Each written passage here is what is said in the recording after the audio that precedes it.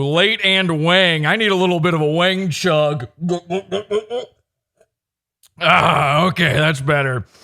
Need a little bit of a pick-me-up here because I could have swore, I don't know what year it is anymore. A few years ago, I did an entire show about Justin Whang, the YouTuber. And at the time, by the way, you can go see that episode in the Pizza Fund, PodAwful.pizza.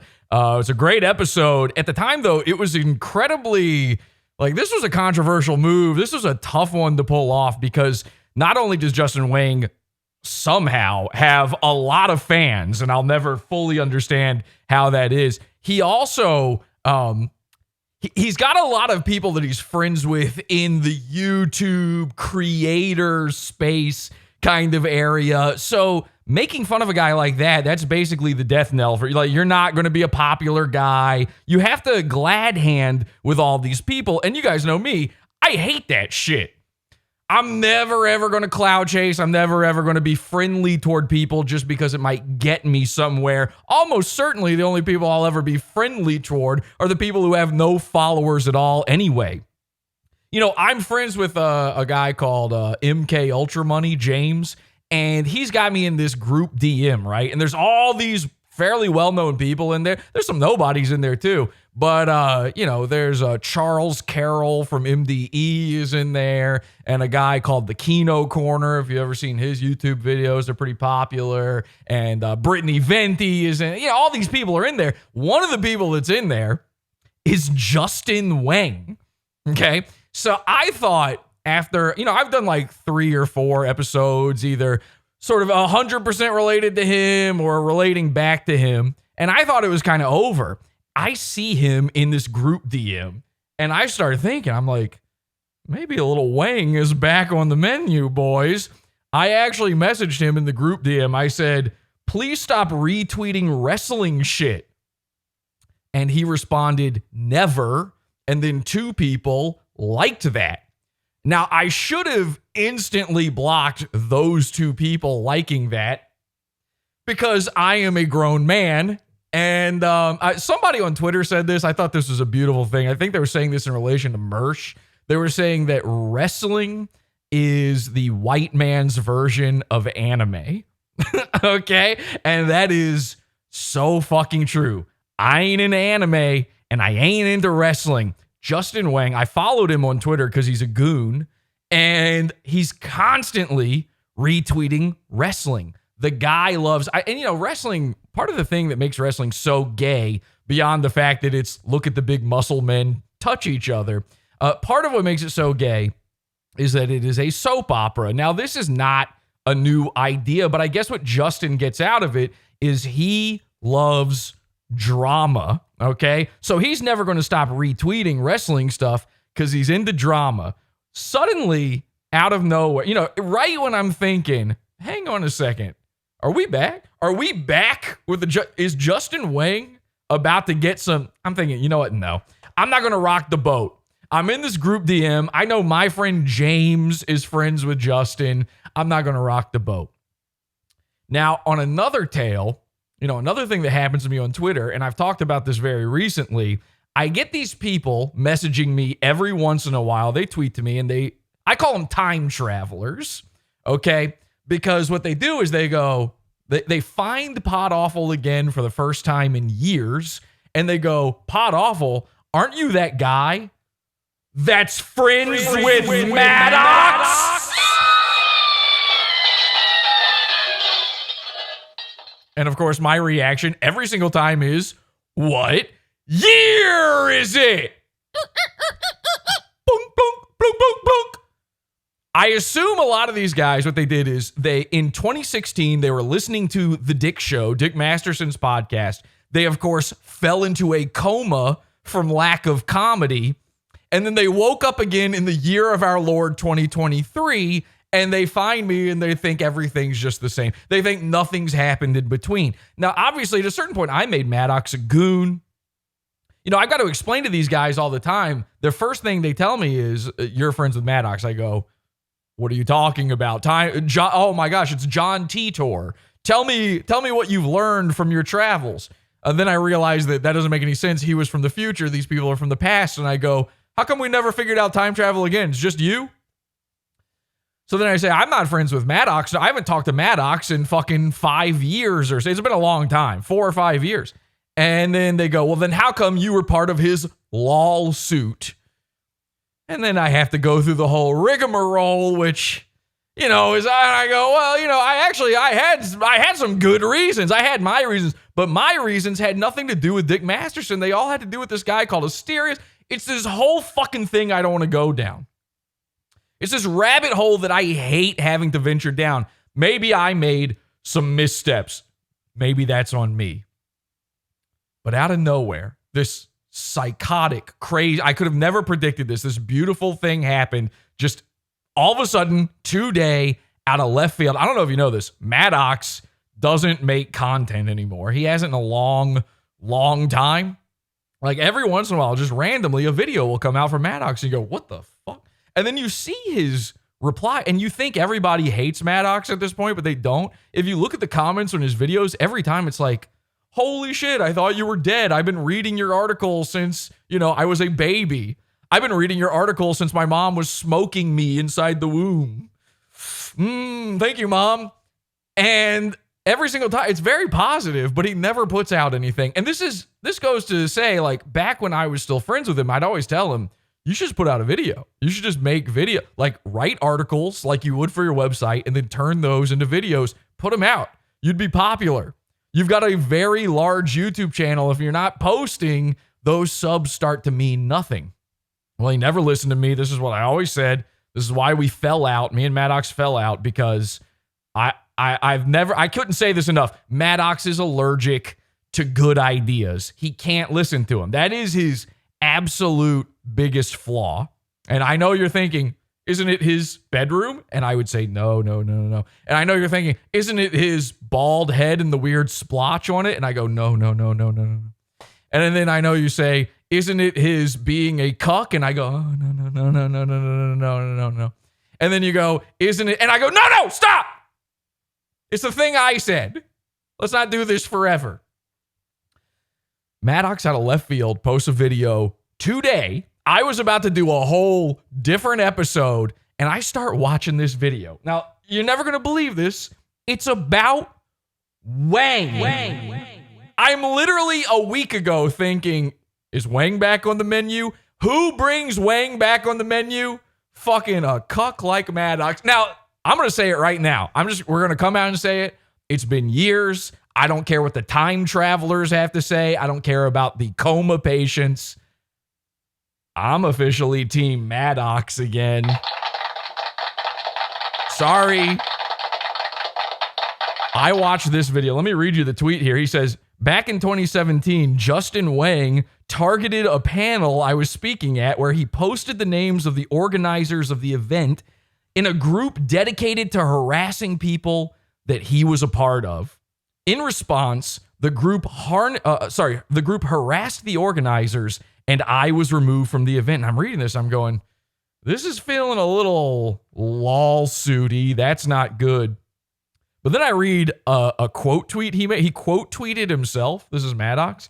And then he says this, and I go, okay, I'm clicking this video. I gotta see what this Whang thing is about. Because then he says this, fun fact, I met Justin Whang a few years ago at VidCon. I saw him talking to a group of people I knew, so I went up to say hi and see if the little man had anything to say to my face. 4'9", if I'm being generous.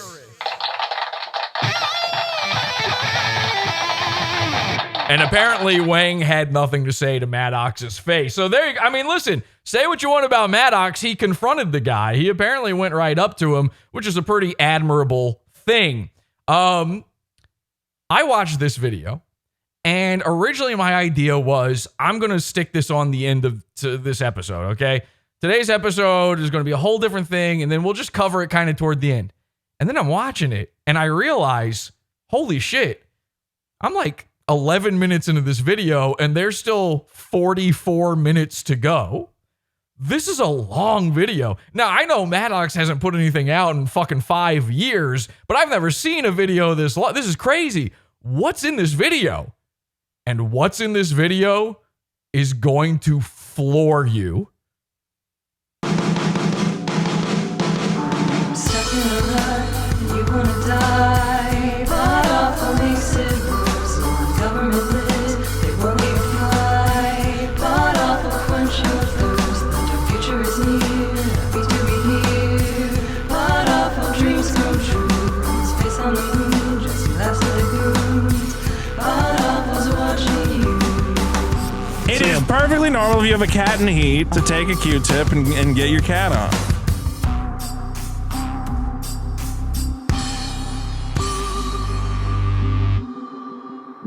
Welcome everybody to PodAwful.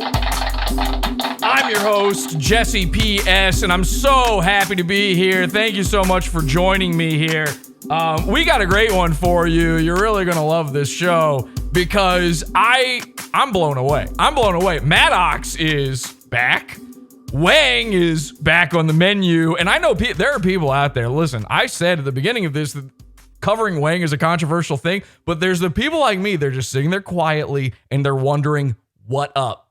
Why are people into these guys who do the laziest form of content, just going on there and reading Wikipedia? That's all it fucking is. I have autism. I can't help it. So let's take a look at the chat room, see what people are seeing in there. We are live as we are whenever we're fucking live at this point. 8 p.m. Eastern time-ish. PodAwful.tv. We've got the live chat here. Funniest thing MADDOX has done in 10 years, and it's still lukewarm, says Coltrane. I disagree. And if you're talking about this video that just came out, I disagree entirely, Cole. That's a crazy take. This video is hot, hot, hot. This is insane stuff. I mean, this got me charged up. Again, I am extremely H2PH. People in the chat are H2PH. Damn, they're saying yikes. Q-tips cool off those cats when they're in heat. What a week. Okay, I fucking hate Whang. So same guy who says this video is lukewarm says he hates Whang. Well, then you're going to love this episode. It's a good one. Let's just get right into it. I mean, I've got a bunch of little things here that maybe we should be checking out. Let's see. What do we have here? I don't know. You know what? Let's just get into the video. I think the important thing here is to get into MADDOX's video. Again, so this is an episode about Whang. If you want to see my previous thoughts on Whang, the reasons I've come up with why he's a bad guy, feel free to check out the Pizza Fund, podawful.pizza. Let's see what now, the first thing I notice here, by the way, is that MADDOX is wearing a very similar outfit. I mean, listen, I'm not saying MADDOX is copying, but I was wearing this same Whang knockoff outfit last time, although he has a very, very good addition. And I noticed, this is another thing that I love about this. So MADDOX is doing a Whang parody. He also is standing in front of Whang's shitty bedroom with the China bulb. I call Whang, by the way, I call him Chinese V for Vendetta, you know? The only show that rocks, the only YouTuber who rocks. I'm not in a new metal band, but, you know, we do rock around here. Let's rock. That's a phrase I came up with. So I'm obsessed with Whang's bedroom. I'm obsessed with the way, you know, his look. I'm obsessed with his new metal band. MADDOX has hit all of the points to make me enjoy this video. And then we go into a Shyamalan twist on all of it. It's really crazy, but I need to say this right before we begin. I have a theory that Justin Whang is now listen, Justin Whang, I think the when we made fun of him, when we made the episode about him last time, I think that was 2020. All right. He was pretty big then. He's also a coffee guy. He does some Whang chugging.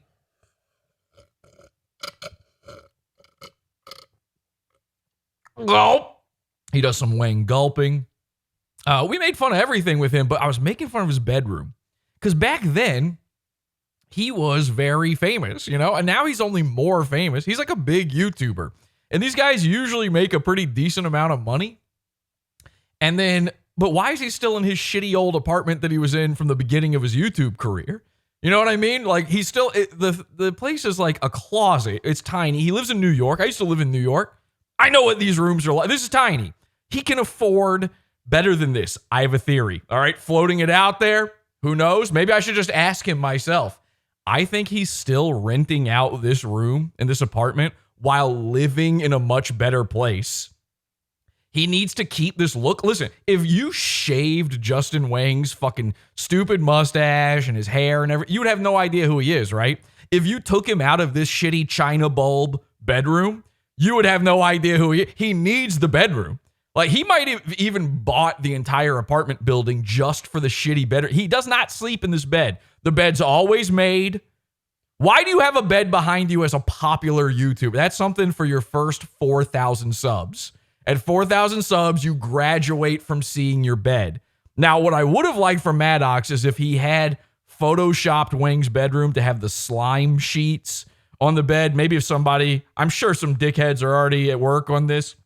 So again, I'm team MADDOX, but I'm also pro making fun of MADDOX. He does need it every once in a while. Now, MADDOX is wearing a witch's hat, which, listen, there's a he's going to explain the reason for the witch's hat, but at the very beginning of this, you just see the I saw the witch's hat, and I went, I understand completely, yes. I don't know what it's a reference to, but I agree with this decision. Yes, Justin Whang wears a witch's hat. Very funny. So MADDOX is still, and this video is very funny. He's still got it. I don't give a shit what you say. This video right here is funnier than every episode of The Dick Show put together. I've got no stake in MADDOX anymore. It's just objectively true. Mersh style objectively. It's even funnier than the episodes of The Dick Show that Mersh was a caller on. Okay? So we're going to watch this video. We're going to theorize about the bedroom. I want that out there. Start tweeting that, actually. Start tweeting is he at Justin Whang on Twitter? I don't even know what it is. Tweet him on Twitter and ask him, are you secretly pretending to be poor on YouTube to have that studio still? Is that what's happening? Where is your money going? Why do you still have this bedroom? I need answers on this, and I'm too embarrassed to do it in the group DM, okay? So please help me out. There's a man on the internet who has an incredible memory. He's able to remember the names, dates, and times of specific events that occurred over 30 years ago. He even remembers the names of news anchors on channels these events broadcast on, even though he was only a child when these events happened.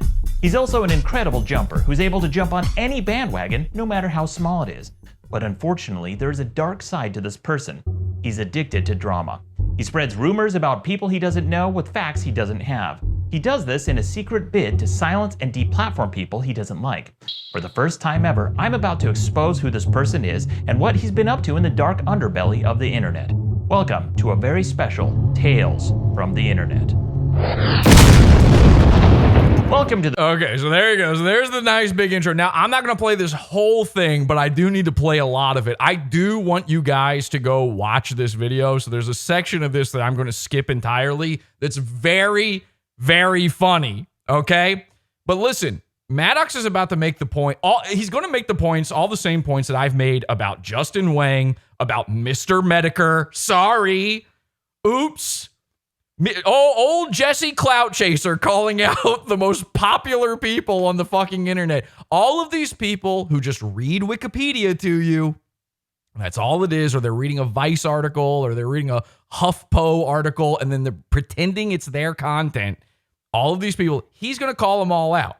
Okay? So I don't want to do the same thing. Listen, I can't just claim MADDOX's video as my content. I mean, I could. It would actually be very easy and in some ways maybe very legal for me to do. And I don't know, am I still contracted to Madcast Media? I'm not sure. But I'm going to provide my source here at the very beginning, okay? My source is MADDOX's only fucking video in the past 5 years. Here it is, okay? So there's your source. You can find the link on YouTube by typing in MADDOX. MAD DOX. And then the first thing that comes up, I assume, will be this video. And that's my source here. Okay. So I'm getting all of my sources from here. And then also all the stuff I did 3 years ago. The best show in the universe, I'm MADDOX. I'm about to tell you a story of a YouTuber named Justin Whang. For those of you who don't know, Justin is a YouTuber, self-proclaimed internet historian, and tragically, a member of a nu metal band. And no, that's not just a joke, he really is a member of a nu metal band. Okay, see, I mean, listen, the second you start exploring Justin Whang, you have to... You have to start thinking about the implications of him being part of a nu metal band. It's there. All right. He's a corn guy. That's just a fact, and you can't escape it. Justin, I'm sorry. Even if you were making the greatest content on earth, people would start to be concerned because you look like you're in corn.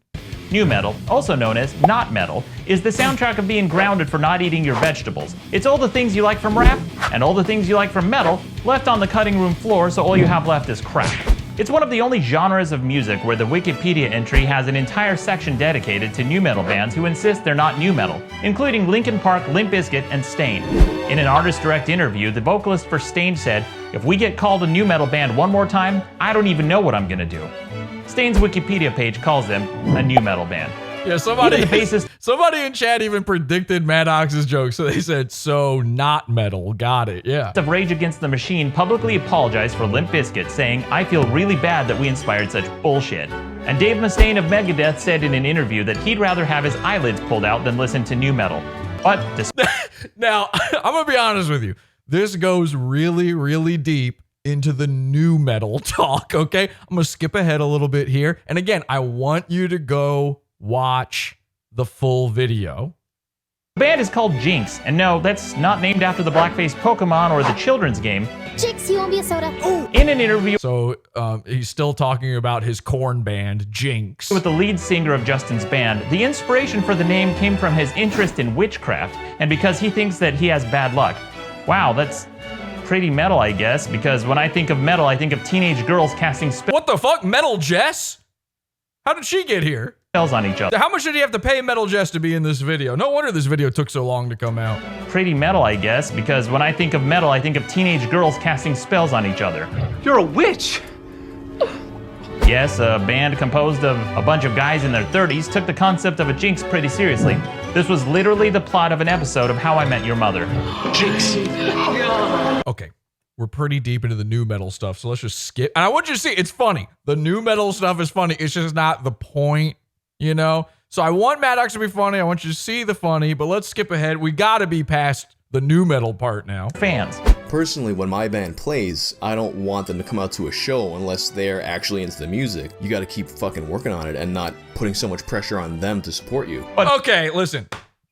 We didn't get past the nu metal part, but I gotta say this. Listen, when I did the video a few years ago, I said, like, isn't it, you know, Tim Pool's got the same thing. There's a lot of these people where I had an Instagram post making fun of Whang for this. I said, you know, I did my mustache. I curled my mustache up. And I said, I've actually become I'm a music guy now. I'm fully into music. I need you guys to support me and my band from now on. I'm done with YouTube. I'm 100% a music guy. And of course, I'm making fun of the fact that all of these guys, the only reason they're able to have any form of a musical career at all is that they have a YouTube following. So if anyone shows up to their shows, they're there. Their hope, here's what their hope is. And this is so embarrassing. It's unreal.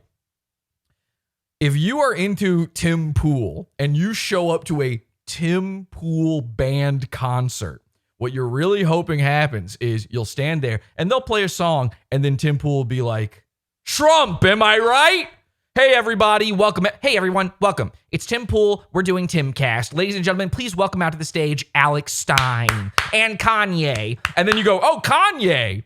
Maybe this is a good music show. And then he just makes Kanye walk out. You're secretly hoping that Whang will start reading Wikipedia to you at the concert. That's what you're wanting. You're hoping to find, like, what's the mystery of the fucking, that one Pokemon that showed up in the artwork but never, let me read it to you. Instead, he comes out with his bass and you're like, ooh, okay. I mean, it's what it said on the tin. I guess, okay, well. The poster did say music. I did sit through 2 other bands to get to Jinx. I really thought it would be about the Pokemon. I really thought that was what was going to, you know, some sort of esoteric, what's a lost media iceberg that hasn't been uncovered yet? Oh, he's just playing the bass. And there's a guy with corn dreads. All right, he's braiding different sections of his hair, and it's this year. Okay. And they've got a Slipknot guy. Not a joke. They have a Slipknot guy. They've got one guy in a mask. You ever, like, you know how Limp Bizkit looks like it was accidentally thrown together? Like Limp Bizkit is a band where it would be assembled if you had a raffle ball, you know, one of those big spinning lottery machines, and you go, okay, the lead singer is going to be, okay, weird, white rapper Fred Durst, all right, and who's the guitarist? We got to get for some reason there's a guitarist with a rapper, and it's right, yeah, a guy who wears Marilyn Manson makeup. I don't know. Let's throw in a DJ Scribble Scratch in there as well. So here's what they did. They truly are a new metal band. Don't let him walk away from that. Jinx, Justin's band Jinx, is a new metal band. And you know it because they've got a Korn guy, a guy who looks like Korn. They've got a Slipknot guy, a guy in one of those, you know, $1 Party City. Not even Spirit Halloween would be too classy for this mask. This mask is Party City. They've got it all year round, just in case. And you need, I don't know, you're going to some sort of masquerade ball and it's February. So where are you going to get a mask? That's where he got it. Then it's got Whang, which I think is the equivalent to Fred Durst in this case. And I think they even might have a Scribble Man.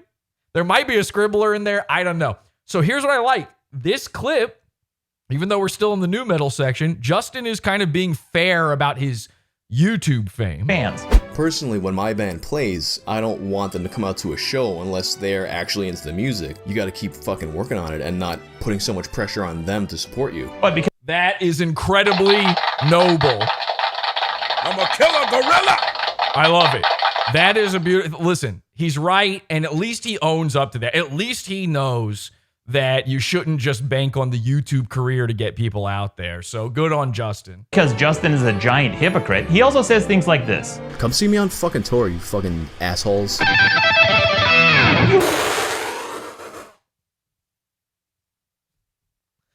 Okay, well, takesy backsies, sorry. You've been jinxed. Now, as much fun as it is to You've been jinxed. Okay, see, MADDOX he's wearing the witch's hat. And again, here's what I would also like to see happen. Number one, start questioning Justin about his bedroom, okay? This is bedroom gate. Is he renting a shitty bedroom to still look like Justin Whang? We want the truth. The truth is out there somewhere. Number two, another thing I would like to see happen. Now, I've already done this before. When Justin releases photographs of himself, number one, if you notice, every photo Justin takes in his fake bedroom studio, he takes like this. Okay? I'm not even going to bring up an example. Just Google him right now. On your own, I dare you to Google Justin Whang and see if he's not leaning forward with his arms back in every photo. Now, when you see, this is a girl move, by the way. When you see a lady and like, you know what was so funny? Back on Facebook. Do you still use Facebook? Hi, Grandma. Thanks for watching. Grammy, thank you. Go to bed. Go to bed. So back when you used Facebook, you'd see a girl, right? And you'd be like, oh, she's a pretty lady. And then you'd go through her photos. You would stalk her. You know, like a normal human man, you would stalk her Facebook photos and you would click left and start going back through time, through all of her profile pictures. And, you know, in her first picture, she's like, maybe not duck face. I'm not calling out duck face. Okay. This is more specific than that. She's from, you know, she's got a 2/3 angle and it's her left side. And she's like, okay. And then you start going through the photos and every photo, you're like, wait a second. Every single photo, it doesn't matter where she's in front of the Washington Monument. Oh, look at this. She's at the Grand Canyon. She went to Japan with all of her friends and they're all posing for a big group. When they've got their one move for a picture, you know, Mersh has this. He actually does the 2/3 sort of pose. He thinks it hides his cross eyes. So when someone has this, it means something. It means they're hiding something. Well, what could Justin Whang be hiding? I don't know. He seems to think, he's gotten it in his head, that going like this, this is his leaning forward, arms back. He thinks this makes him a big boy. You ever see Beardson Beardly? Okay.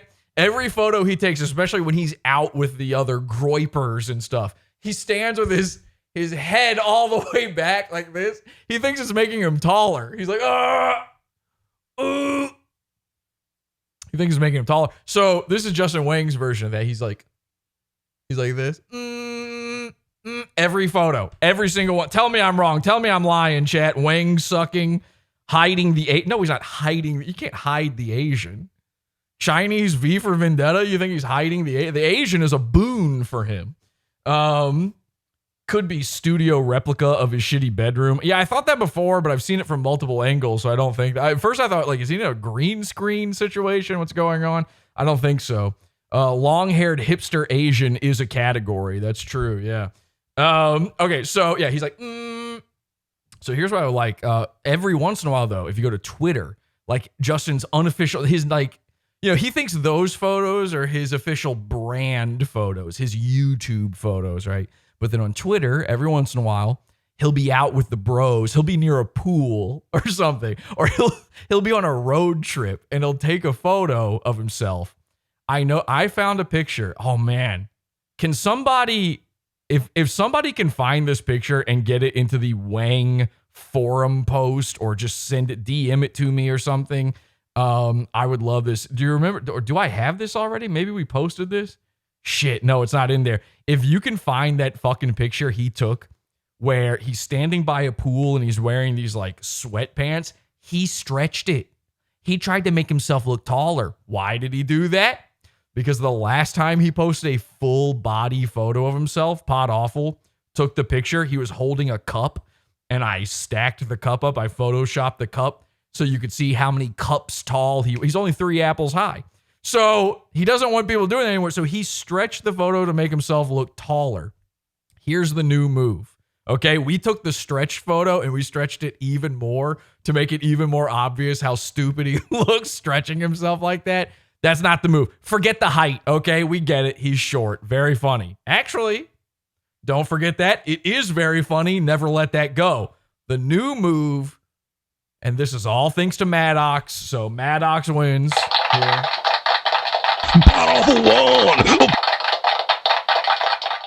MADDOX brought the witch's hat to us. That's the new meme. I would like to see whenever Justin Whang posts a photo of himself, I want to see him photoshopped into wearing a witch's hat. He's double toil and troubling. The cauldron's brewing.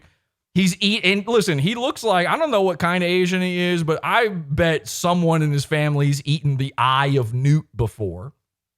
The clown on bad music. The reason I'm mentioning it is because Justin has something else in common with shitty derivative rap rock, and that's shitty derivative YouTube channels.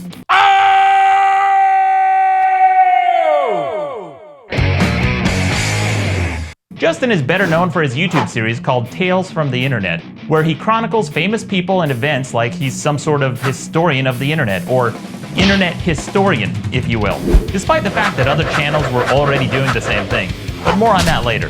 He first launched his channel by doing a series of Let's Play videos that failed to get any traction because they were indistinguishable from the many other Let's Play videos out there, save for the fact— Wow. See, and now my take on Justin Whang, this was my problem with him, is I found Justin right before he became super popular because I found him trawling Reddit trying to steal content. This is when he first started figuring out these Let's Plays. So I've seen all those Let's Plays before. They have no views. Even today, they essentially have no views. It's terrible content. that he occasionally drinks with his pinky out. Ah! MADDOX is even calling out the Whang sucking. Okay, if you don't know about Whang sucking, you gotta see this episode. From the many other— The old episode we go over, Whang was on The Dick Show. Do you guys remember The Dick Show? I'm the gay Joker! I'm the gay Joker! You remember The Dick Show. So he was on The Dick Show and he could not stop. He was faking it. He was pretending to drink stuff and he had multiple canisters of beverages. So even MADDOX has noticed. Let's Play videos out there, save for the fact that he occasionally drinks with his pinky out. And when people weren't interested in watching him play video games in his depressingly dark room, it's kind of boring. He resorted to the lazy comedic device that's a last resort for every hack comedian and YouTuber when they don't have a personality: getting drunk. While it can Ooh, yikes. Uh-oh. Okay. sometimes work, it only works when the underlying person or material is funny, not because of the alcohol, but usually in spite of it. But unfortunately, Justin isn't funny. His comedic shtick is comprised of 1-second callbacks where he points out something he just said. Well, what it actually refers to is groping. I like how I put my hands to the camera when I said groping. And this I don't know if MADDOX even, listen, MADDOX included the clip, so he clearly understands the fun. I don't know if he understands how embarrassing that clip was just then. That might be the most embarrassing clip of a YouTuber I've ever seen. Groping. I like how I put my hands to the camera when I said groping. Uh-oh. I got excited, very excited to see all of this. I have autism. I can't help it. Justin might be 100% AU gold. I'm starting to feel bad. I didn't really pay attention to this clip, the first watch through I had earlier. Am I just punching a retarded guy? Oh my God. I thought you were Asian. Oh no, I'm so sorry. You're the other type of Mongoloid. Oh my God. Justin, I'm so sorry. You know what? Let's just pretend this episode never happened, okay? And this really bad impression of Trump, I guess. I don't even know who he's parodying. Emails. Aleppo. What the hell is Aleppo anyway? I thought this was America. We don't speak no Italian here. And to make things worse, his video Listen, that was out of context. You know what? I can't. MADDOX, that was out of context. You said that was a Trump. There's no way that was meant to be a Trump impression, right? He was wearing... number one, he was wearing Biden shades. What was that? Thought this was America. We don't speak no Italian here. I think, you know what? I see who he's doing. It's hard to tell at first, but if you look in this area, you can see he's wearing the blazer. If you look in this area, you can see he's got the no tie look. I think he's doing, what was that guy's name? Yang Gang. Andrew Yang. Yeah, see, if you look in this area, he's doing the eyes. It's hard to see behind the sunglasses, but just take my word for it. And to make things worse, his videos are punctuated with a lack of polish that simultaneously comes across as lazy and contemptuous of his audience. For example, he forgot to set his phone to silent while recording, got a text message, and then decided to keep these takes. And this has happened multiple times. PewDiePie, I'm not fucking Sam Hyde, I'm fucking nobody. Oh, I forgot to turn my phone off again, but yeah, I'm just white supremacist Nazi. I guess I should have turned my fucking phone off again. I'm a fucking popular guy. Okay, yeah, okay. You know what?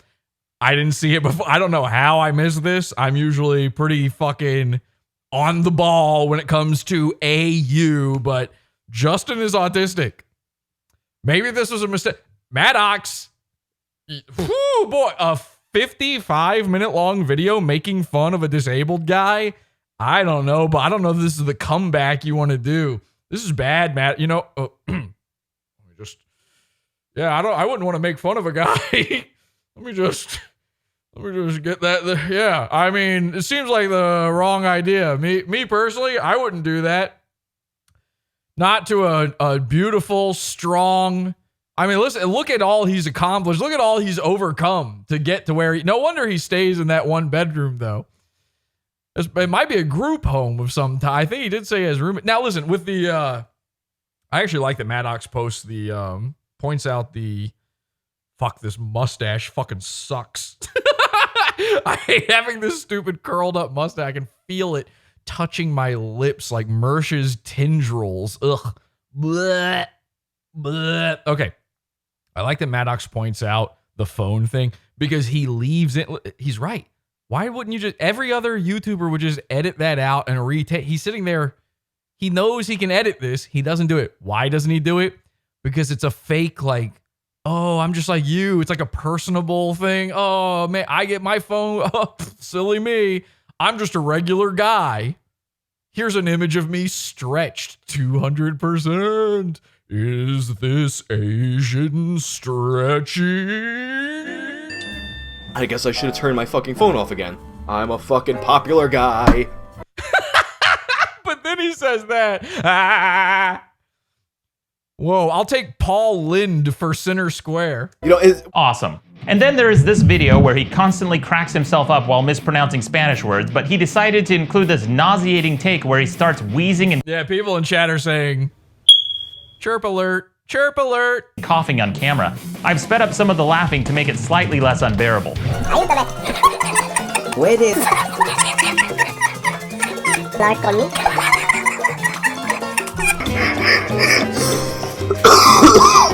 Then after this train wreck of a video, he thought it was such a good idea that he decided to make it a regular series. I feel like this is going to be a recurring series, so if you guys have any words that you want to hear me pronounce in any fucking language that isn't English, by all means, let me.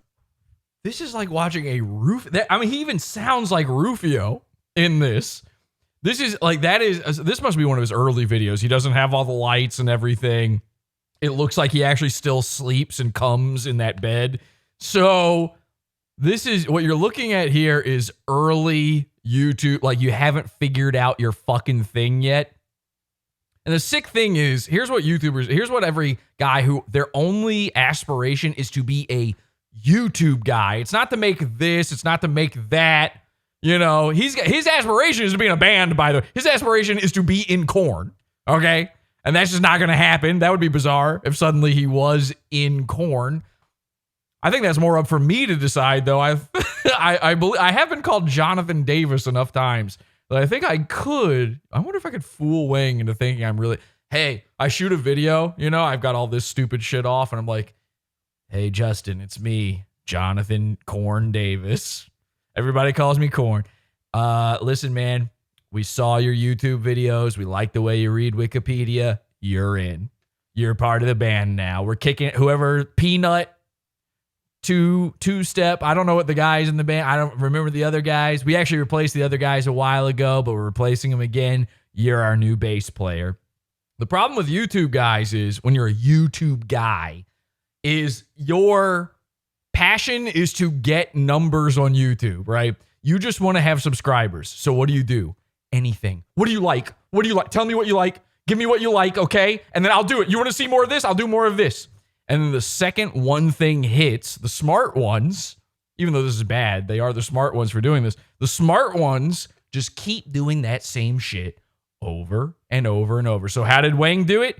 He did one of these little video read Wikipedia essays. One of them finally took off, and now that's just what he does. That's who he is. That's not what he tried. He wanted to be a Let's Play guy. He wanted to be PewDiePie. You know, he even shouts out PewDiePie. So hear me pronounced in any fucking language that isn't English, by all means, let me know. Yeah, by all means. How many times? We've heard Rufio say those exact words before, okay? The lowest level YouTuber that has ever existed. I Vicious, Brando Vicious, Rufio Pheonix. If you want to hear me pronounce words, let me know. Anything. Please, for the love of God. Do you like anything? I should do that. I should come on here. One day, I don't have a podcast for you at all. I just go, do you want to hear me pronounce words? By the way, that's what you've been doing this whole time. I'm doing it right now. Listen to all these words I'm pronouncing. Listen to all these words I'm pronouncing. I got one for you, Justin. Did you like that? I'll do it again. I'll do it again for the rest of my life, every day. I can never let their algorithm sleep. I am pronouncing words. I have a pronouncement. That was it. Try aburrido. Eres aburrido. Suffice it to say that these videos didn't take off. Nothing seemed to be working Please rewatch MADDOX's version where I'm not stepping on all his jokes. on Justin's channel. So what do you do when you're not funny, not in? Jack's Films used to make sketches and films, and now he just reads grammar mistakes all day, every day. These YouTube guys are sick in the head. That's crazy. I've never watched anything he's made. I've heard that name before, but I don't really know what he does. That's crazy. Yeah, the best. You know what? That's a great example of the best is when they make their name what they wanted to do, and then they start doing the other thing. Jack's Films. I'm a filmmaker. I'm a film guy. I'm Jack's Films, which, by the way, is like the laziest name for anything ever. What do? Oh, films. What's my name? Jack. Oh, okay. Yeah, no, I get it. Oh, so you're like you're a film guy. No, I read grammar mistakes. Didn't you used to make films? Oh yeah, I used to, but then the algorithm, so. Interesting and not original enough for people to care about who you are, you talk about someone who is. So Justin jumped on the drama bandwagon. Now here's where things get a little dicey. Number one, obviously, I'm doing exactly what MADDOX is saying right now. But number two, MADDOX is doing exactly what MADDOX is saying right now. What duh? And I know there's going to be people who have a problem with this. And I don't think at any point in the video, MADDOX addresses this hypocrite, like hypocrisy, this conundrum he's in. He's going to castigate Justin for being part of drama while seemingly making a drama video. So I just want to say, and this is not like just a defense of MADDOX kind of thing. The whole video, I'm thinking this in the back of my head. By the end of the video, I think MADDOX is right that it's not really what he's doing here. You see, MADDOX, if you don't know, has been pretty pent up for a long time. He's been pretty quiet on a lot of shit. And I don't think this is a drama video. I've already seen some people claim this is MADDOX trying to gain clout and crawl his way back into relevancy. I don't think that's what this is. I think MADDOX, who is himself a horrifically autistic man, if you don't believe me, just watch carefully for how well he documents all of the references made in this. He's got a link on screen every single time. I mean, this guy, when he calls out Justin for stealing shit, he ain't like, this is no hypocrite when it comes to that, at the very least. MADDOX is extremely autistic. He never talked about his drama with Dick Masterson publicly, save, I think, 2 instances. And even more shit that happened outside of this lawsuit, he's never come to his fans to fix it. He's never made it drama. Everyone else made a giant drama industry around him doing that. By the way, maybe even me to some degree. I think by the end of this, he's not technically doing drama, but I think you need to front load a discussion like this with that information, because it's sure going to seem like it for a long portion of this video. So I just want to address that head on right now before we go any deeper. From Pro Jared to James Charles to Adam Saleh to H3H3 and PewDiePie, there By the way, that video right there, hang on. From Pro Jared to James Charles to Adam Saleh to H3. Okay, right here. So this one where, this is, I think, the first video where Justin got big. This Sam Hyde H3H3 video. This is where it was right before this video came out. He was on Reddit, and I caught him in 2 Reddit. It wasn't just this one either. He, I think I caught him on Reddit for his other huge video, the Max Headroom video, which I think MADDOX is going to talk about in a bit here. He was in the $1 Million Extreme subreddit asking people, like, do you think H3 ripped off Sam? This wasn't even, there was no drama about this. Now Sam Hyde says all that, but I think he kind of says that mostly because of this video existing. It like put the thought, there was no issue between H3 and Sam Hyde. Whang sort of invented it, and he was getting everybody's takes, and Sam was in the subreddit back then, and he'd reply to stuff, so he's trying to get Sam to notice him, and he basically used that as an excuse to post this video once it was made in that subreddit, and of course everybody went and clicked it. That's why this video went big, is because he posted it in that subreddit. Somebody sent a link to me of him doing this. Again, this is before he was a known person, but someone was like, hey, check this out, look at this. And it was because I was talking about H3 at the time.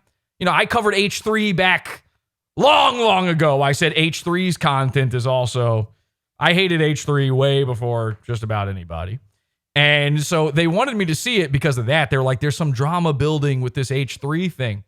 And I'm like, this is nothing. I went through all the posts, but then I noticed Justin was up to nefarious means. Again, I've talked about it in the old episode. I won't retread all that ground, but he was up to slimy shit, and it's all stemming from this video. 3H3 and PewDiePie, there isn't a bandwagon too big or too small for Justin to jump on. He even made a video series where he went after content creators and comedians for allegedly stealing jokes and memes, like he was some sort of content cop. If that sounds familiar, that's because there's already a popular web series by iDubbbz called Content Cop, which is a more nuanced, clever, and tongue-in-cheek series than Justin's shitty imitation.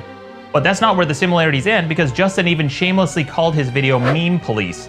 Ah yes, let's look up a synonym for the word cop and Nobody will notice. Good job, Justin. I think it worked. I think you can go further too. I mean, content and meme in this sphere of YouTube is basically a synonym too. Yeah, I'm not doing content cop. I'm doing reaction agent. Yeah, I'm bad at this. Except even this seems lifted straight from iDubbbz's video because he literally has a Yeah, we're reaction constables. It's a different thing. I'm a reaction constable, so whatever. content police sketch. Oops. This is some high school level plagiarism where you just change a few words. One of his first content. Hey, by the way, side note, MADDOX, can you get a wipe down? Is there something we can do? I know you're in front of the green screen. Maybe there's a lighting issue going. Can we just get a something? Can we get a rag? Some sort of dry rag. I don't know what's happening. There's an oily sort of Armenian nature coming out here. Meme I actually, by the end of this, it makes sense though. I think he's building up to something big here. police videos was about comedian Rob Schneider and how he allegedly stole a joke from a meme. And if it does sound kind of familiar, Maddox is looking lizard-like. it's because he stole that fucking joke from a meme that was being shared around at least 3 days before he tweeted that. Justin doesn't provide any evidence that he stole the joke. His only argument is that he saw a similar meme posted earlier. See, I didn't even bother. I didn't even go this deep.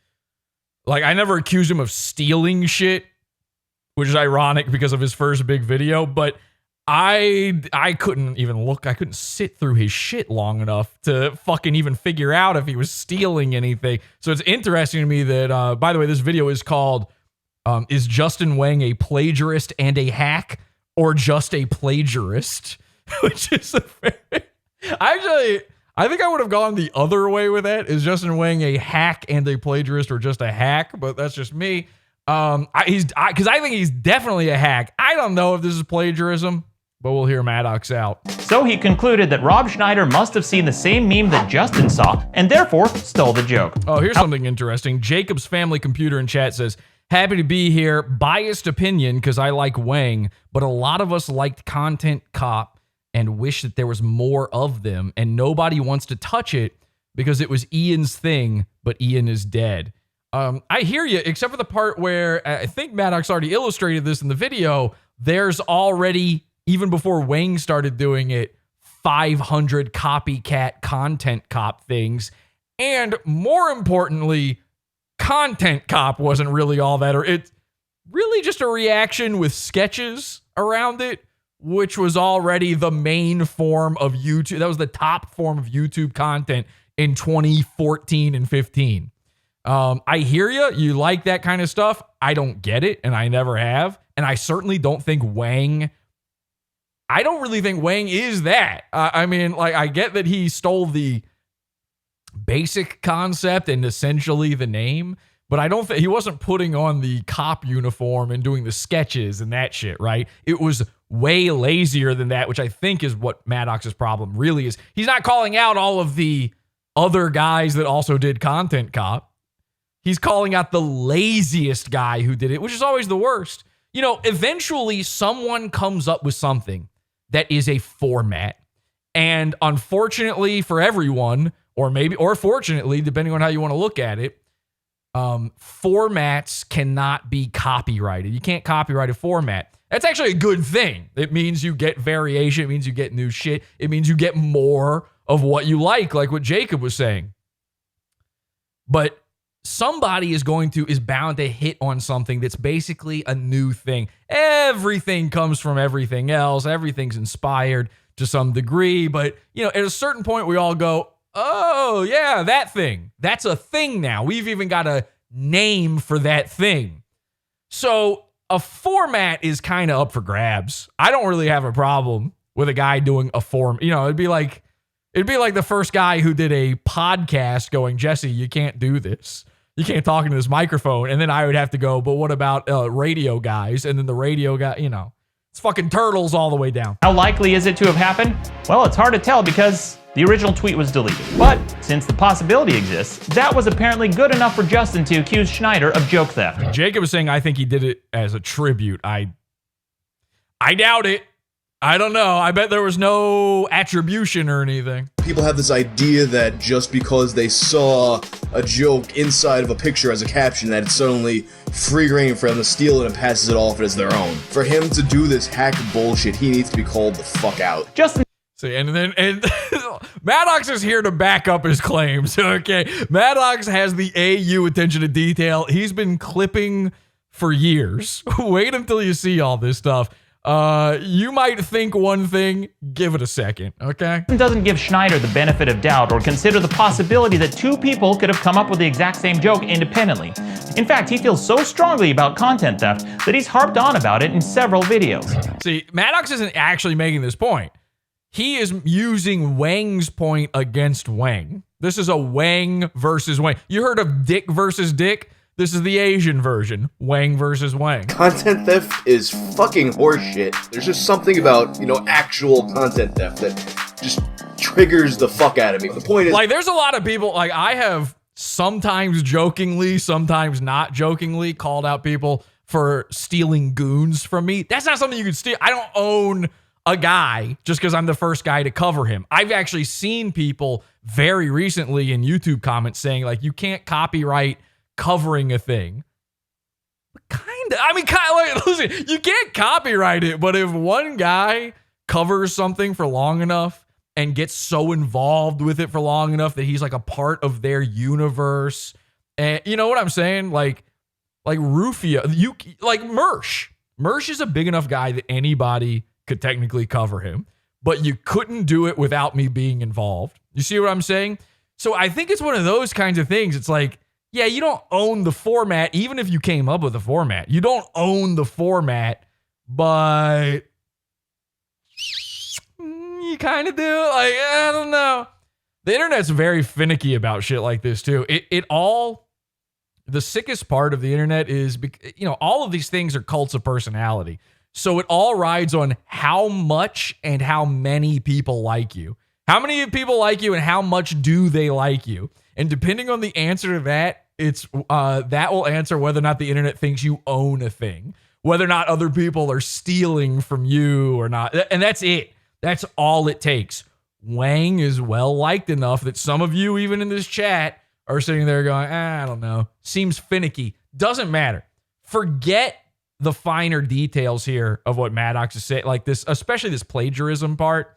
Even though it seems like that's the topic, it ain't. You're not ready for the topic. Because I fucking can't stand content theft. So it came as a surprise when I saw this tweet of Justin's not too long ago. It had over 6,000 retweets and 42,000 likes. That's a legitimately viral tweet. Good job, Justin. Except Justin didn't come up with that joke. And the reason I know is because it's actually funny. This joke was written in 2014 by a guy named Jay Branscombe, and it was very popular with over 43,000 shares and 17,000 likes on Facebook alone. So if the pre-existence of a much less popular meme was enough for Justin to conclude that Rob Schneider was a joke thief, then judging by his own criteria, we have to conclude that Justin must have stolen this joke. See, in the chat, Spooky Sammy says Mr. Burgers belongs to Jesse, and that's so fucking true, by the way. I normally would not have. Listen, I've said for years, like, I own K's Good Cooking. Everyone who did K after me stole it from me. And that's just true. Sorry, 3 years later, after all the shit I did to K, you can't come claim K. I would have said that Dick Masterson owns Mr. Burger. Even MADDOX owns Mr. Burgers. But I realized today that I own Mr. Burgers because in the comment section of MADDOX's video, I just happened to see Mr. Spergers shows up, and he said, I'm paraphrasing here because I'm not going to remember it entirely. I didn't screenshot it. He said, well, you used to work with Jesse P.S., so your trust in your judgment is in question. Now, I read that, and I'm like, at first I didn't even realize it was him. At first I thought that was just a random, like that was a dickhead or somebody. Then I realized, wait a second, this is Mr. Spergers. You're upset MADDOX used to work with me? You used to work with me. Mr. Burgers has willingly been a guest on PodAwful. He took part in the Liquid Burgers Challenge and lost. He was in our Discord. He would join in and hang out with us. he would show us his penis and balls of his own volition. These were all choices he made, by the way, while not manic, while not fucked up, while on the proper medications. These were things he did.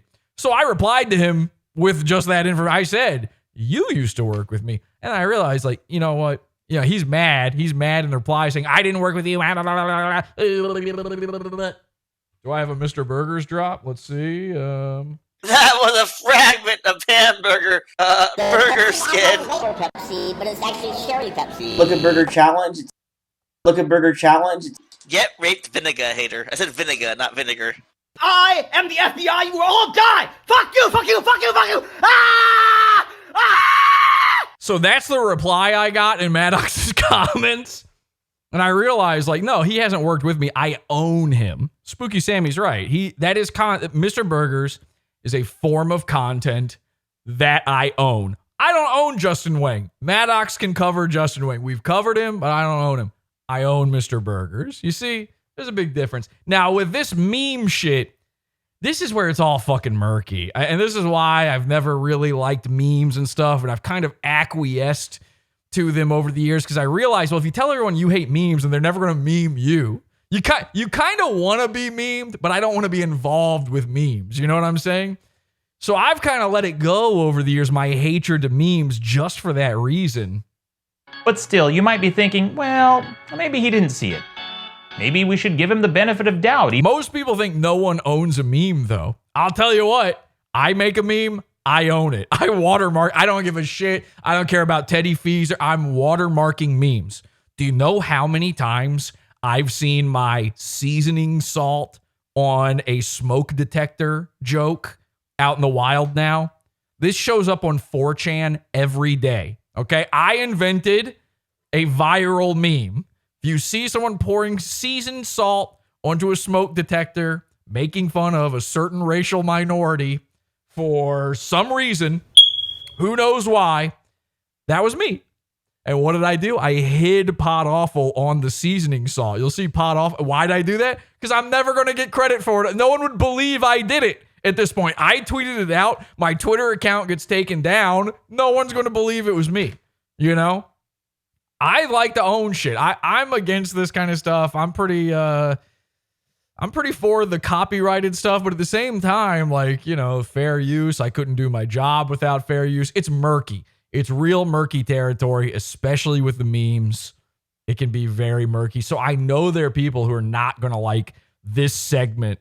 Even though he didn't extend that same courtesy to Rob Schneider. So how likely was it that Justin saw this joke somewhere else before he posted it? Well, it's hard to say, but there was this article about it in the Huffington Post. Now, I know what you're thinking. Nobody reads the Huffington Post, especially not a hard rock and nu metal boy like Justin. But then there was also this article about it in USA Today. Well, sure, maybe Justin didn't see that article either. But then there was this one from Business Insider. Okay, so I'm going to skip ahead. You get the idea here. Again, watch the full video. I don't want to focus too heavily on the meme thing because I think it's not the most important part of this for sure, but it's not the strongest part of the argument. But the basic point being, Justin thinks other people can't steal memes, and then he's got an Instagram page that is nothing but stolen memes and no attribution. But when it comes to his own joke theft, his memory gets a little foggy. It's always the most sanctimonious people who are the ones who are guilty of the thing that they claim to be so against. And what's especially egregious... Please stop saying meme. Dude, I was mid-sentence going, that was too many. Oops. Oopsie. Yeah-oh, I said it one too many. Actually, I said it probably 15 too many. About Justin's hypocrisy is that he has the audacity to And never forget that Kay suddenly still calls it a meme. Complain about how unfair it is when a bigger person steals a smaller person's work. The idea that, especially like when you're not that big and you're trying to grow, that someone who is much larger than you can take your fucking work and really, without fucking consequence, you'll be forgotten about. This is Justin's Twitter following, and this is Jay Branscom's. In another Meme Police video, a video series that's totally original and not a ripoff, Justin harps... Okay, again, Maddox, we got it. Can we get hair? Well, not hair, but can we get makeup in? Somebody, please. You're getting slimier every minute. And for good reason, he's building up to something very good. It's on a guy named Liam Deneen for posting memes to promote himself, and he complains because he doesn't know who he is. You need a squeegee or something. I just feel like... Justin also criticized this guy for allegedly stealing content, posting granny memes, and using these memes on his Instagram page to grow his fan base. But first I go to this Instagram page, and the Instagram page is just the same fucking memes that are on his Facebook page. He's just some dude that's become wildly popular for posting really bad fucking memes. So it came as a surprise when I looked at Justin's Instagram page and saw hundreds and hundreds and hundreds of memes. All right, you get it. See this. All right, let's skip this part. Let's skip this part. Skip this part. Skip this part. Skip this part. Very funny. All very funny. It's not important for us, okay? We're just going to go a little further here, and then that way we're not stealing entirely from MADDOX. So he's making money using other people's content. You would think that someone who deputized himself as the meme police and is doing interviews on meme websites would hold himself to a higher standard. I wonder if he's ever said anything about people who grandstand and act morally superior while doing the exact same thing. You don't get to grandstand, act like you're morally superior to someone, meanwhile you're basically... Why is it, by the way, every YouTuber does this joke, and it's funny every time. I don't know. For me, is the one thing that every YouTuber does that makes me laugh is they say a thing and then they play the clip and that's what the guy says exactly. It's hack. It's super hack, but it's funny. It makes me laugh. Maybe I'm brain dead and retarded and I have Down syndrome. Maybe I should be taken behind some sort of, grain silo and put out of my misery finally. But I do laugh every single time someone's, whenever you're presenting a video and you go, Justin seems to think that he's a Down syndrome retard with AIDS. And then you play the clip and Justin's going, I'm a Down syndrome retard with AIDS. Every single time I laugh. Basically doing the same fucking thing that they did. I was really hoping he was about to say, I'm a Down syndrome retard with AIDS. Long shot. I'll admit it's a long shot, but how good would that have been? On September 10th, 2017, Justin finally made his first relatively successful video, and it was successful because it had nothing to do with him. It was about some supposed drama between H3H3 and Sam Hyde. It was, in his own words, the most growth he'd seen on his... You know what? Actually, that makes... It just hit me. Like, it's so clear now. What makes something not drama? Okay, and by the way, it's still drama. This word is gay. I might have to find my own grain silo, take myself back there. It's vitamin S. If I keep saying these words, me and silo, if I keep saying fucking drama and content and knowing who iDubbbz is, it's over. That's kind of a life not really lived right there. But I was saying earlier, this isn't really drama. What separates this? I think by the end of this, I agree that what MADDOX is doing here is not drama. He just said it, though. Listen to this one more time. Drama between H3H3 was successful because it had nothing to do with him. It was successful because it had nothing. It's not drama if you are involved. It's personal drama, but it's not Keemstar. It's not drama alert. Ah! Is that what Keemstar does? I'm not that versed in YouTube. Drama alert! Keemstar, have me on the show, okay? I know exactly all your tricks, and I will actually expose Salvo as being a pee-pee drinker if you have me. Drama alert! What is his intro thing? Let's have drama! I don't remember how it goes. Anyway, it's not drama if you're involved. I don't know why I didn't realize this. I've been hammering on this for so long now. Fucking 10 years at least. I've been saying there's a difference between reaction content and then what I do. And everybody always says, what do you constantly hear as like, this is bizarre to me. This is what I'll never understand. The people who hate PodAwful, they don't like me because they say I'm inserting myself into drama. Okay? No, I'm not. I'm in it, and thus it's not drama anymore. If you're in it, it's your story. Matt, Mersh said this one time about me, long time ago. He said, this was in, you know what this was? When I did the first parody of Mersh, and he ran to his Discord and said, give him nothing. You guys know Mersh? You can buy my Mersh shirt and all of the PodAwful shirts, by the way. Just go to childpornhub.com. That's where you can buy my shirts. Childpornhub.com. Point is, Mersh ran to his Discord. He's freaking out.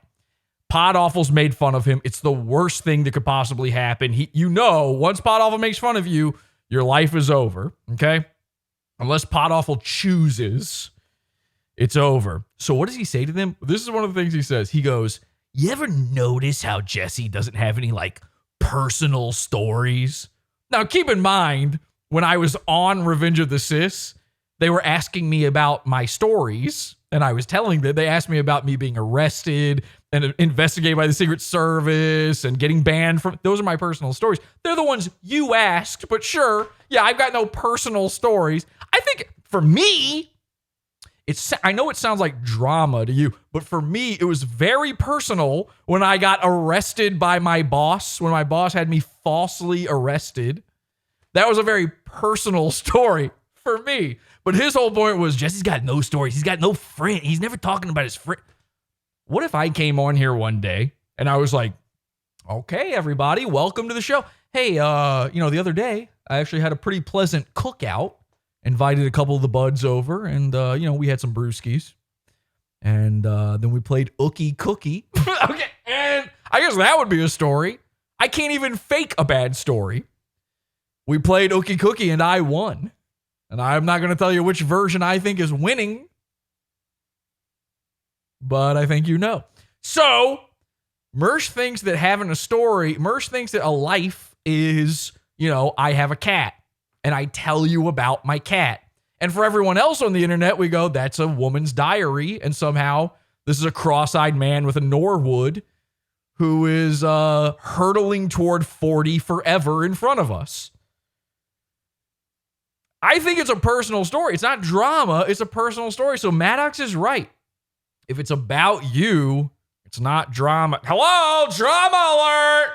Jules, cut to me. I'm doing Keemstar now. Jules, people, the children on the internet thought I was Keemstar. They couldn't tell. They thought I was copying Keemstar. I'm a fag. I was on the roof. It was different. I was on the roof the other day. I was copying Keemstar. Okay, so now we're doing Keemstar. Okay, now I'm friends with him. But we're also copying H3H3. Shout outs. Yeah, I saw Ethan had Ela on. So now I've got Jules on. Right.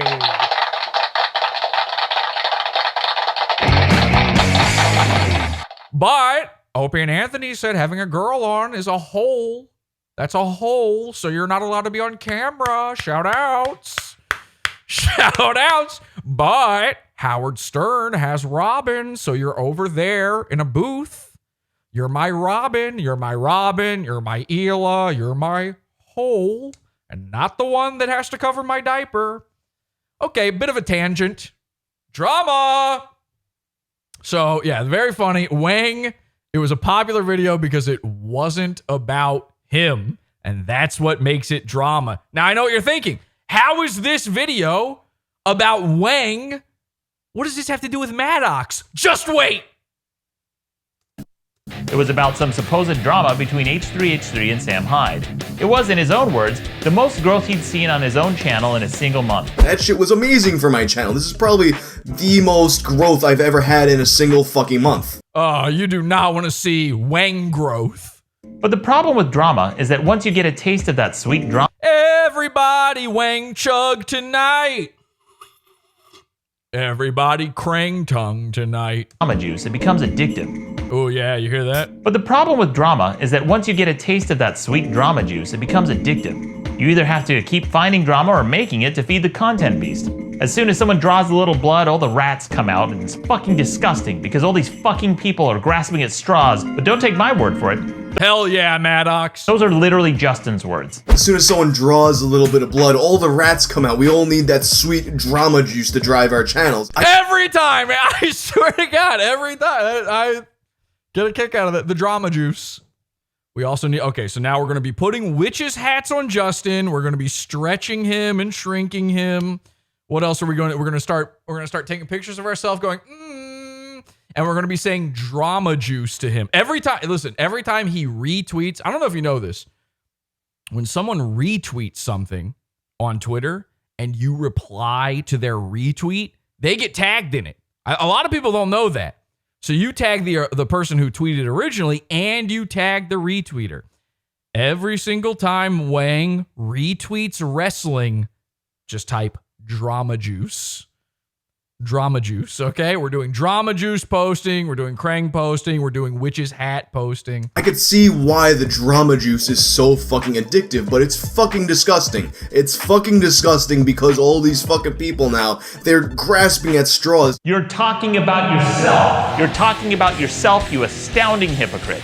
He even said it again in another video in a moment of mind-numbing lack of self-awareness. Now you're starved for content. You got a big growing fan base and you're chasing those fucking likes. You need to feed the content beast. That's fucking sick. Now remember that clip because that is sick. Huh, where have I heard that before? Oh yeah, the Whang episode on the Pizza Fund. Because I'll be referencing it later. Once he exploited the drama for all it was worth, he turned his attention to Tales from the Internet, a series where he delves into popular events and people online. So another series where it's popular not because of him, but in spite of him. One of his most popular videos is about the Max Headroom incident from the 80s, where someone jammed a signal of a TV broadcast in Chicago. That much is fairly common knowledge. But what isn't common knowledge is all the detail Justin goes into. He cites specific names, Chuck Swirsky, John McDougal, Captain Midnight, dates, October of 2015, 2010, call letters, WGN TV, WTTWT. Now, this is where things, I don't know, this gets a little in the weeds for me on this one because, listen, I have known about this, I've known about the Captain Midnight incident. I'm into this stuff. I don't know if you've noticed, I may or may not have an affinity toward things like Max Headroom.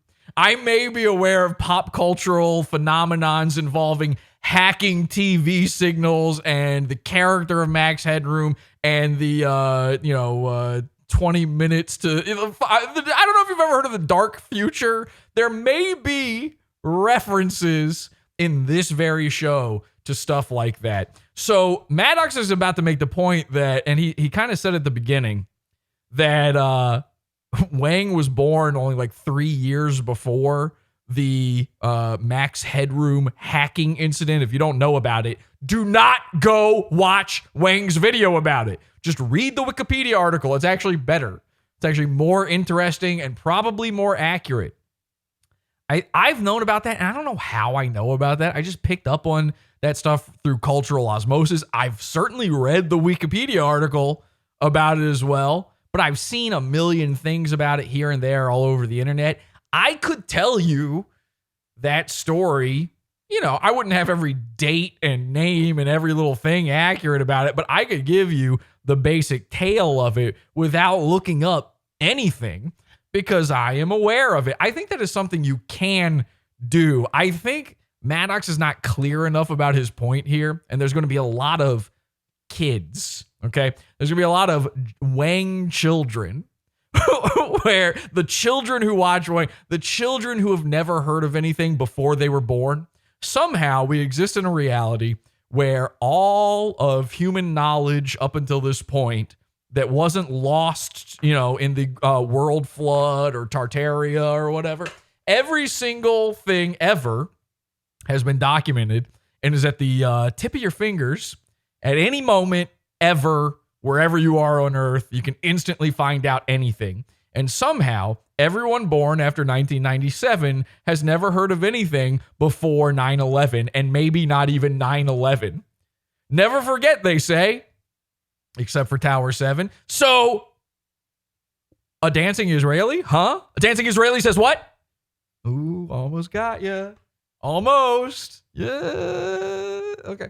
So I don't know how that is, but when you are looking at these Wikipedia readers, when you're watching this shitty content, when you're sitting there fucking subscribing to it, because I know you are, and you never unsub, even after you stop watching them, you're still subscribed to them. How do these people have thousands, if not millions of subscribers? No one ever unsubs.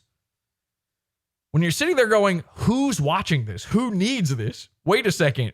When something from your lifetime is being covered as if it's like a brand new story, and you're like, wait, everybody doesn't know about that? Who needs to know about it? Anyone born after 1997. I don't know why that's the year, okay? But it is the year. That's the year. And next year, it'll move up a little bit, but that's where we're at. So, Whang, his audience is mostly children. It's either children or Arrested Development meme adults, okay? Meme adults, by the way, are the Disney adults of the internet. You know, Chris Chan is the Walt Disney of the internet, and the Disney adults are the meme guys. The, my parents divorced, and now I'm permanently 13 sort of guys. I just picked up smoking in my mid-20s sort of guys. Does that make sense? Hope it does. So, children are into this shit. Children are watching it. MADDOX is going to have the problem of anyone who's a fan of Whang has the mind of a child.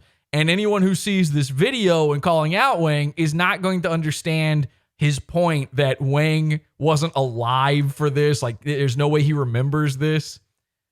Everybody can go and look this stuff up. Why can't you just make a video about it? I don't think he's going to make a good enough case for this in it, but he's still right. He's still right about what he's saying. I just feel like he could have made the case better. An ad campaign. The new Coke. That's the label. Coke. And even seemed to recognize the theme song to an old cartoon from the late 1950s. Note that the song he's singing here is the theme song from an old cartoon called Clutch Cargo. Clutch Cargo. The only like, I know what Clutch Cargo is because I seen Pulp Fiction.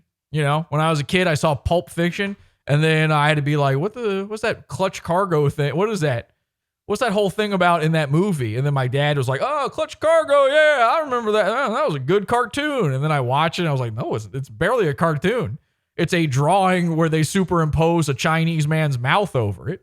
So maybe Whang does have some sort of childhood knowledge of this cartoon. thing Justin doesn't cite are sources, at least for the first 4 minutes and 10 seconds of the video. While Justin does use news clips at the start of his video, those clips are over 30 years old. So the only way he could have known that those clips existed was if he read someone else's research. Well, you might be thinking that maybe Justin might have just known this information from memory. Except this incident occurred in 1987, and according to this website, Justin was born in 1984. See, he's right. I get it. But the children are not going to understand his point here. This is not well articulated. Which means that he was just 3 years old when it happened. God damn, he was born in 1984. He's that old? That's crazy. That is crazy being a new metal band at that age. But then again, that's the age you would have to be to remember new metal. So that means either Justin was able to remember all those names, dates, and times 30 years later to make a video about it, or that he's a plagiarist. Plagiarism is... See, again, there's an in-between. There is a happy medium there, Maddox. This is where Maddox's autism, Maddox's autism is an unstoppable force, and it's going to meet the immovable object of stupid children on the internet, and we're just... when you present someone else's work, ideas, or research as your own. According to Evidence Explained, this includes changing a few words, changing the sentence. So again, I want you to watch this whole thing, but we're going to skip ahead here a little bit. We're still going to be in this section, but I do want to skip ahead. Without giving him credit. Finally, after 4 minutes and 10 seconds of Justin pilfering research from this article, he finally cites his source. See, in the chat, they're saying reach. It's not a reach. Again, he's right. It's just presented wrong. But that doesn't happen until after he's already used much of it earlier in the video. He is stealing.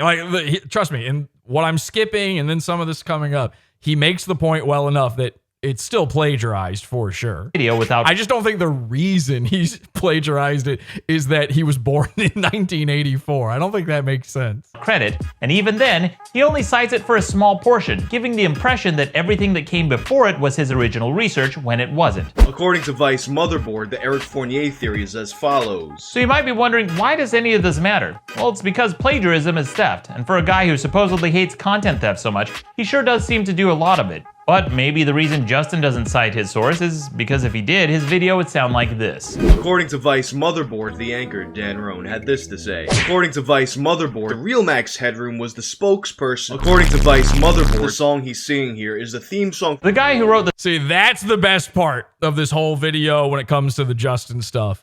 Like, that illustrates the point entirely. You're not watching a Whang video. You are listening to a Vice Media article.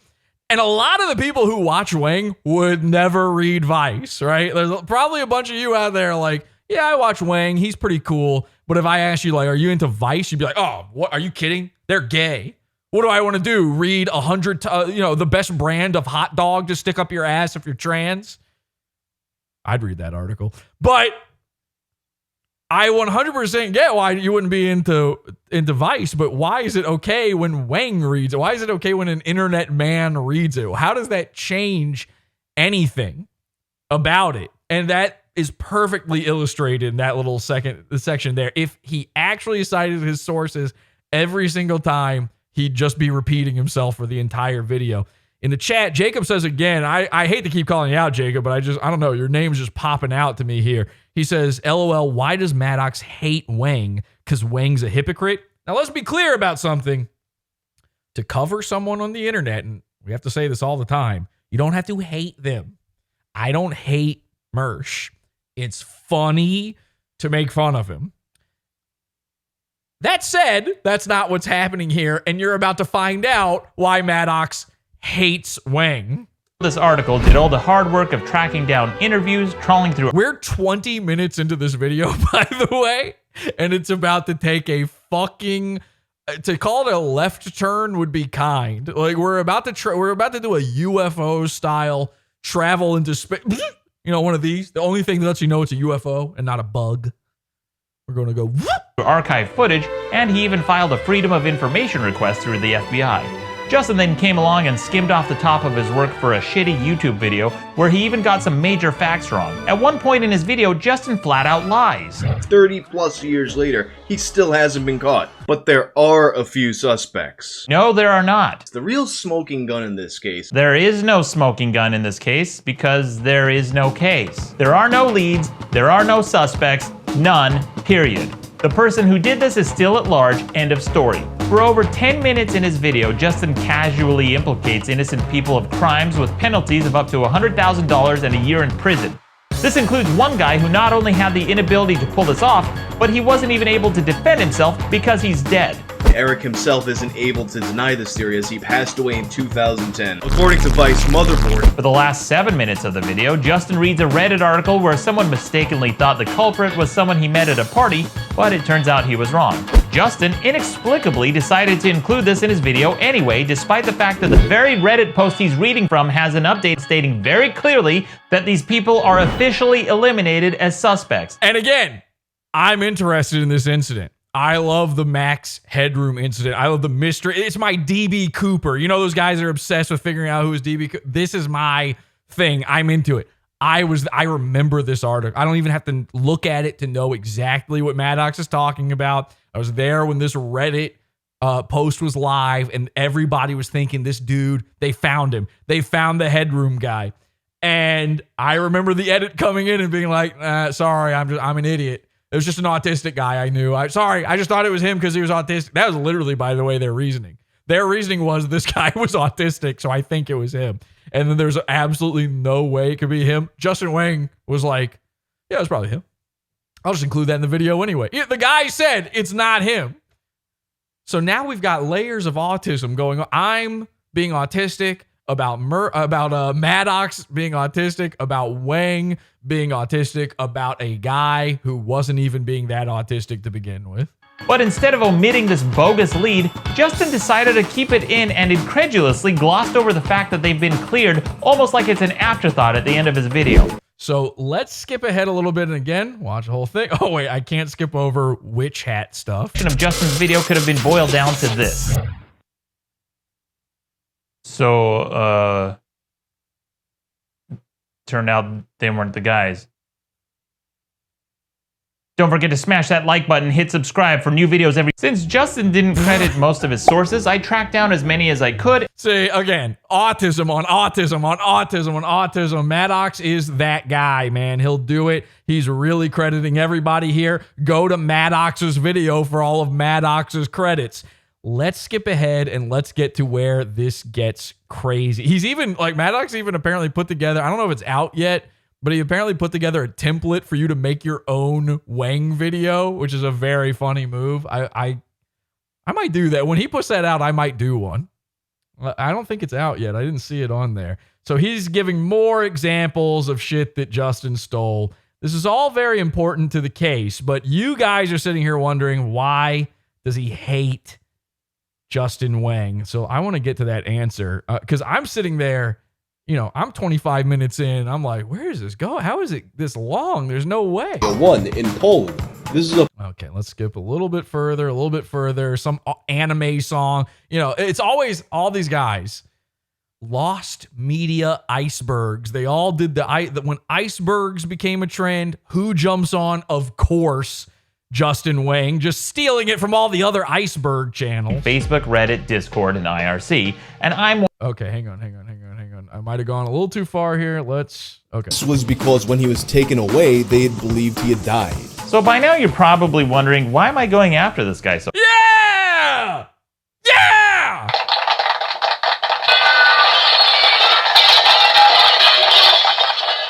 We are wondering 25 minutes into this video, what the hell is your problem with our internet man, Whang? What the fuck is your deal, Baldy? So hard. After all, I don't normally go after other YouTubers like this. My targets are usually children and animals. So why am I going after just... You really don't want that. Funny, and I get it, but in a vacuum, that's a bad drop. Other YouTubers like this. My targets are usually children and animals. So why am I going after Justin? Well, it's because Justin went after me. Buckle up, because this video is about to take a very strange turn. There is another side to Justin that most people don't know about. Not that most people even know about any side to Justin, but it's one where he tries to cancel and deplatform people he doesn't like. And he's even gone so far as to get them removed from speaking engagements. Ladies and gentlemen, buckle up, because this is no longer drama reaction. I'm about to get involved. Bow, bow, bow, boom, boom, bow, boom, boom. And I know this about him because he's done it to me. Justin is part of an online group who harasses, stalks, and coordinates attacks against people using Facebook, Reddit, Discord, and IRC. Ladies and gentlemen, welcome to the rape apologist part of the video, okay? Now, the one time MADDOX ever called out Dick Masterson for all their static and back and forth and all their bullshit, he put out a pretty good video, a pretty convincing one. A lot of great points, a lot of damning shit, and people were listening. And then there was the part of the video where he called Dick Masterson a rape apologist. Now, let me be clear. When I say this is the rape apologist part of the video, he's actually going to do exactly the opposite. There ain't no rape apologies happening here. But this is very similar to when he called Dick Masterson a rape apologist. I don't know. Was this a good move or not? I'm going to let you guys judge. In fact, MADDOX wants you to be the judge. He asks at the end of this video, if you're interested in hearing the full story, to go leave him a comment and let him know. If you want all the info, I'm going to spoil a little bit here right now. This doesn't go into Dick Masterson. Dick, I don't think, is ever mentioned by name specifically, although from screenshots and stuff, you can certainly make it out. I think MADDOX is finally willing, in the year of our Lord 2023, when it's way too late, MADDOX is ready to talk about the Lolsuit, about Dick Masterson, about everything happening behind the scenes. Go watch his video right now. If you have to leave this video to do it, go find this video, leave a comment, and say you want to hear the full story. MADDOX is open for fucking business. Now, if he just went after Dick Masterson in this, if that's who the target here was, if he was flipping the script on Justin Whang and went to Dick Masterson, would we cover it? Sure. Yeah, probably. But I'm way more interested and way more involved because of who he actually decides to make this video all about. And it ain't Justin Whang. And I'm one of their primary targets. This group is run by an obsessed stalker who's been waging a smear campaign against me. And so you got to be thinking, what? Okay, how is it not Dick Masterson? Who else would it be then? If not Dick Masterson, some sort of crazy fan, some sort of obsessed dickhead. Who is it? Others for years. And since Justin can't resist jumping on every pissant drama bandwagon that comes along, he joined this mob like many others before it. Except this time, Justin didn't just stand by as an idle observer, which would be bad enough. He became an active participant in this harassment campaign and personally went after my livelihood. Yeah, MADDOX tapping in. Here's one of the posts that Justin made in this group where he was actively looking for my sources of income. And then he found one of my speaking engagements, or in his words, one of the workshops that keep the lights on at Casa de MADDOX. Okay, so this is the Dick Show group. Again, if it ain't Dick, who is it? I'm the gay Joker! He then pointed the harassment mob to this panel, posted a link to it in their Facebook group, tweeted directly at them multiple times, and then as if that wasn't scummy enough, he even posted the names of the panelists and organizers of the event, making it easier for the group to harass them. Infowar in chat says, oh damn, Jesse wasn't kidding about the M. Night twist.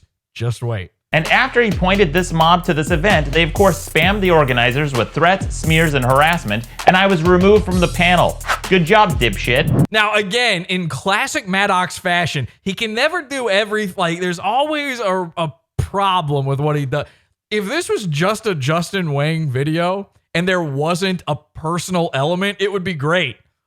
The personal element kind of smears the first half of the video a little bit. It does. It discolors it a little bit. It's too easy to discredit the Justin Whang part. But by the end of this video, you're going to be going, Justin who? Maybe if Justin put as much work into his videos as he did trying to cancel people, they wouldn't be so shitty. And if you're wondering what kind of smears this group has been spreading about me, here's a small sample of the slander. Someone from this group created a fake Twitter account with a fake rape allegation against me. Okay, no rape apologies. They even used pictures of an innocent girl they found on Instagram who wasn't even aware her pictures were being used like this. Then they created a false rape allegation using this fake profile and even claimed this fictional person sent me pictures of her pregnancy test after her rape. Okay, could you please stop saying, I just got monetized on YouTube again. I know you'll never be taken off of YouTube, but there's a lot of R's happening here. And that she had to get... Once you hear, you say that word that many times, and there's chills, you know, and I'm not talking number 5. Now we're in spooky territory. This music is apropos. A guy can only say R so many times before in your head you start hearing.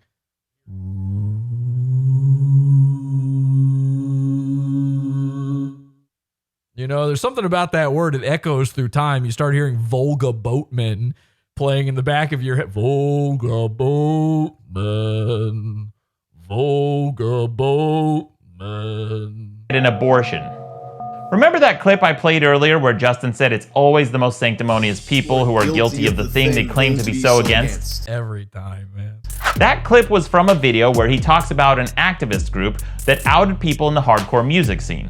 Justin criticized... I wonder why he would have criticisms about guys in the hardcore music scene being outed as creeps. That group because at one point they went from just going after people who were abusive to actively seeking victims as a punitive measure against bands they didn't like by saying they needed more victims. As much as people have called all the other Me Too stories witch hunts and shit like that, this is some next level shit when you put out a post saying need more victims. Well, this mob did the exact same thing using this fake account. They even went a step further from just looking for victims that don't exist to creating one with a fake rape allegation, which is a crime, and then they even tweeted it to people I'm associated with using the MeToo hashtag.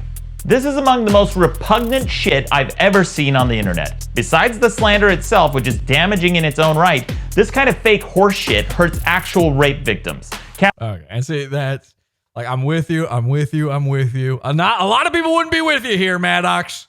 Okay, a lot of people wouldn't. And then you go, but what about the real victims? And I'm like, this video ain't about the real victim. Let's be honest. This video is about fuck Justin Whang and also fuck. Casting doubt into legitimate claims of rape and sexual assault. This is the kind of shit I've been dealing with from this group for years now. And when it's called out, they always lie, shift blame, and deny it was their group. But it's always the same group of people. How do I know? Because I've blocked most of them on Twitter, including Justin. And since most of them follow each other... I just assumed he had him blocked because all that fucking wrestling shit, but okay. And they're the only group of people I consistently block, I can tell at a glance when it's their group because all I have to do is look at who they're following, and it's the same people from the group that Justin's a part of. Look at these names. Don't you feel like you're traveling time? You just looked up into the Donnie Darko portal above your house and you're like, whoa. What year is, I mean, this is, imagine if this video dropped in 2017, 2018. 2018, you'd be like, yeah! You know, the Lolsuit would have gone a different way. We would be living in it. There is a universe out there somewhere where MADDOX got his shit together a little bit quicker and 50 people were sued for $1 bajillion. Okay, and it worked. That universe exists, and all he had to do was start putting out this video. Taking part in the same smear campaign like always. This is the story of how gullible dipshits like Justin can get caught up in online mobs fueled by hatred, lies, and gossip. So I saw this, and this image here that he's got on screen is from the thumbnail. So I was like, oh, okay, it must be wrapping up. Must be over. And I paused it, and I went to go type other stuff and do, go on Twitter and blah, blah, blah. And I was like, yeah, it must be almost over. I got to start getting ready for the show. And then I noticed the fucking time on it, and I'm like, we're only halfway through. This is half of the video. Where could this possibly go? I was like, this is amazing. This is a great video. Good. That's when I tweeted. When I went to Twitter and I said, I'm on Team MADDOX 100%, I hadn't even seen any more than this at that point. Except this time, Justin got way too involved and crossed a line that he shouldn't have. So how did Justin get involved in all of this? Well, unfortunately, Justin has a rare medical condition called ITM-HOFB, or inability to mind his own fucking business. Since Justin has this disease and is apparently unable to mind his own fucking business, when he came across the smear campaign, he couldn't resist joining the mob and personally going after me, even though I hadn't done anything to him. He not only got involved in this smear campaign, but at one point he ingratiated himself with one of the two main ringleaders of this harassment campaign. Okay. So then this image comes up. It's got a big question mark of who's that Pokemon style thing going. And I'm looking at this image and I'm like, I feel like I should know who's behind this question mark. And I couldn't place it. The mystery was still there. I'm kind of wondering, where does this go? It was like crazy. How does Whang connect back to MADDOX? And former moderators of this group, a guy by the name of Asterios Kokonos.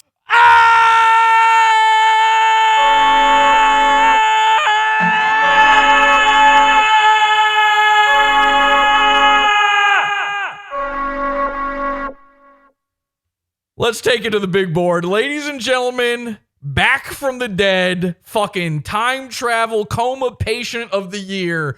We're talking Asterios Kokonos. You didn't think it was possible. You didn't think it could ever be done. Someone said Mad Cucks. People were guessing in the chat. Mad Cucks, Pinochet.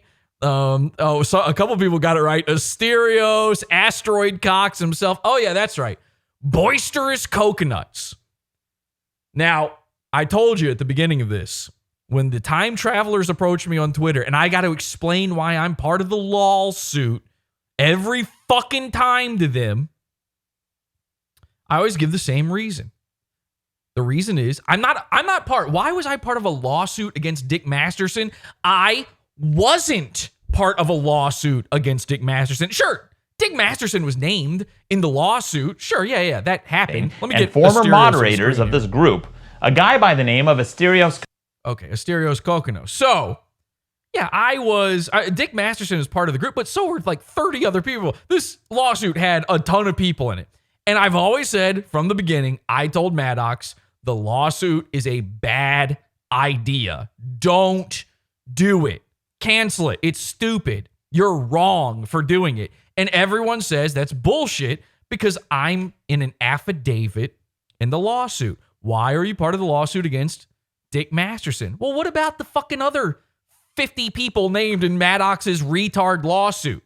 How come you never bring those up? Why? Because Dick Masterson's the biggest name on there. Why don't you name Sean? How come I was never part of a lawsuit against Mint Salad? I don't even know who else was named in the lawsuit. How come I'm not part of a lawsuit against Weber Shandwick? You'll hear all about Weber Shandwick here in a second. How come that? And it's because that's not the name they know. Well, here's a name you know. I wasn't in a lawsuit against Dick Masterson. I was in a lawsuit against Asterios Kokkinos. If you read my affidavit, which I believe all the information is public, I think it's all out there. I've got a super chat that says, great show. What's happening? Who are these people? Just go back and rewatch. I can't explain. If you go, we've got some Whang images posted in the Whang thing. Well, I'll come back to those in a second here, okay? I got to go to the Asterios fucking post here. All right. Why do I hate Asterios Kokkinos? I hate this guy. Do your worst to him. I don't care. I'm not telling anybody to go do it. I'm not sending minions out. I'm saying if the worst things on earth happen to this guy, he fucking deserves him. Why was I a party to that lawsuit? Because I believed in the lawsuit when it came to Asterios. No one else. I had nothing to say about Dick Masterson, and again, I don't even know who else is in the lawsuit. I was in a lawsuit against Asterios Kokkinos. And if you want to know if that was right or wrong, well, let me explain this to you now. To the time travelers out there, welcome. You've got mail. You need to check your mail. It's been a long time. There's a lot of Dick shows you've missed. You may have missed the PodAwful episode about this. Also in the Pizza Fund, if you want to go check that out, by the way, podawful.pizza.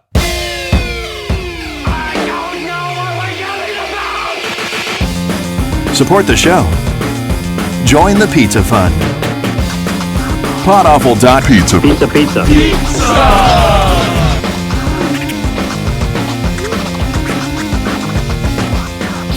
PodAwful.pizza.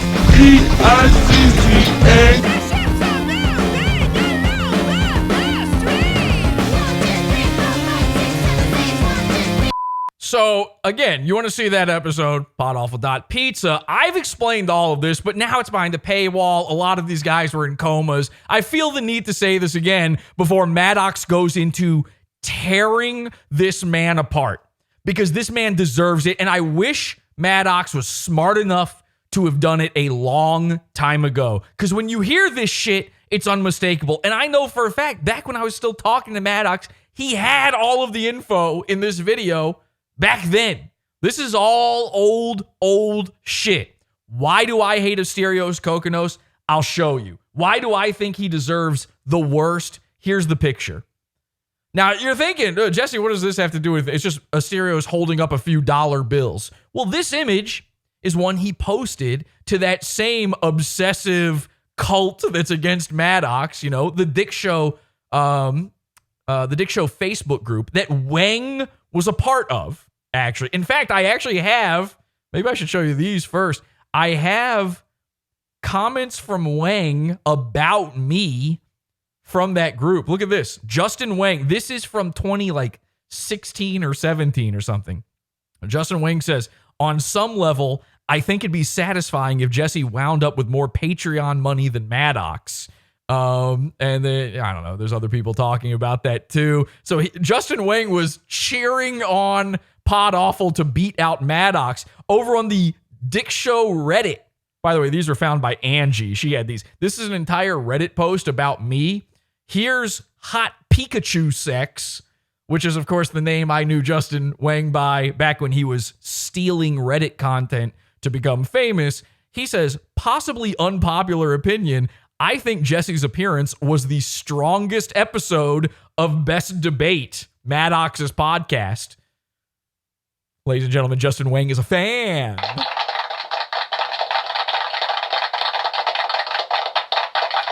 Oops, embarrassing. Oopsie. Justin likes PodAwful. Hi, Justin. Sorry about that. Anyway, Asterios posts this image of him holding up cash. What's so bad about that? Well, here's why I signed the fucking affidavit against him. Here's why, and this is something you actually need to understand before I even say this. The Lolsuit. What was it for? Like $40 million or something stupid like that? Stupid fucking MADDOX, man.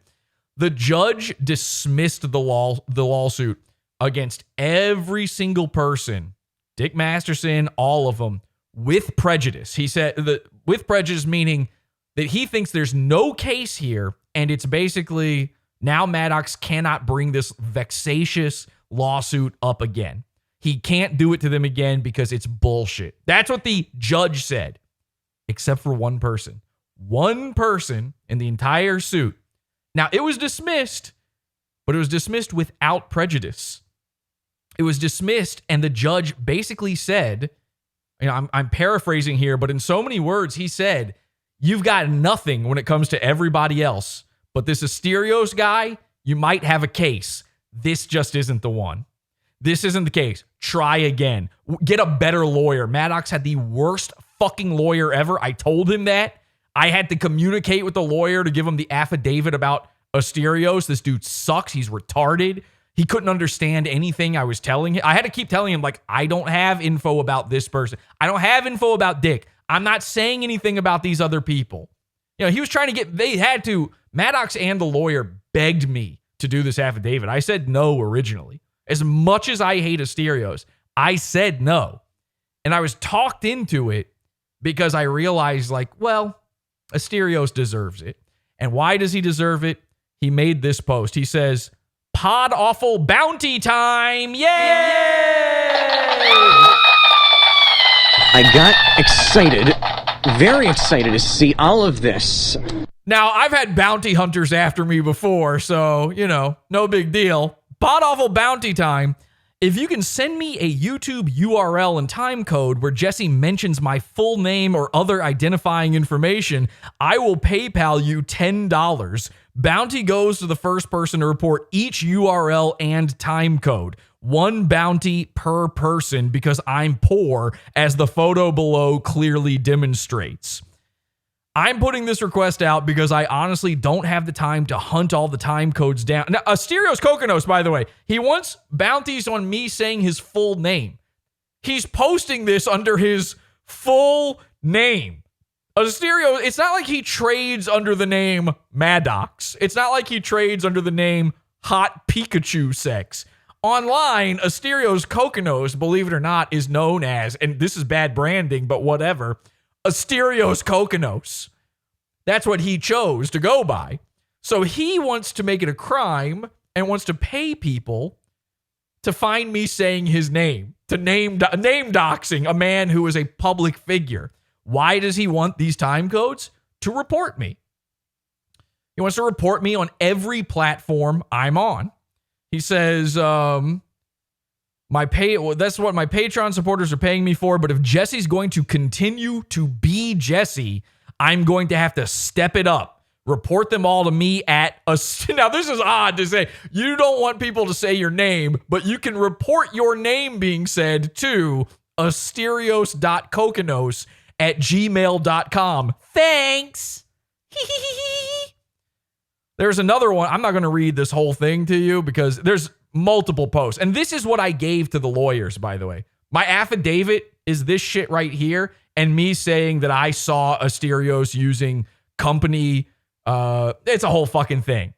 Basically, I was a witness to Asterios committing a crime, and I just said, I saw it. Under penalty of perjury, I fucking saw him do it. And it's true, I did. So here's the other one he posts, just making shit up here, but he says, he will not leave us alone, and as long as his Manson family-esque followers keep giving him money, this is the man who gave us the name the Manson 5. As long as his Manson family-esque followers keep giving him money directly via PayPal or by paying $4 to see his paywalled YouTube videos, an amount of money that has never been part of my pricing plan. He's just making shit up here. $4. I don't know where that comes from. As long as he's doing that, he's gonna survive.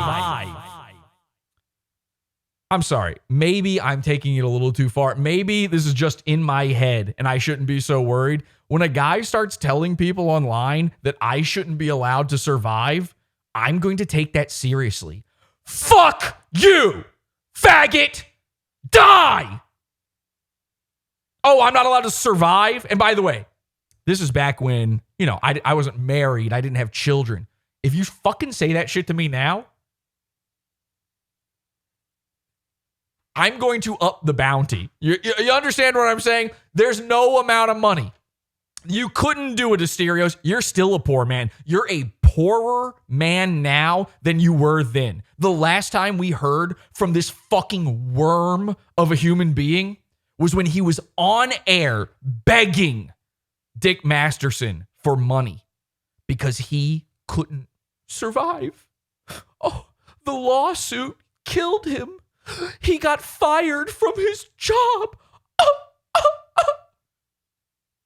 Cry me a fucking river and use it to wash Maddox's face in this fucking video. He's oozing out of every pore. I hate Asterios, okay? Campaign and former moderators of this group, a guy by the name of Asterios Kokonos. Asterios, we wish you the worst permanently. There's no amount of apologizing you could ever do for me to undo. Like, it's on site forever.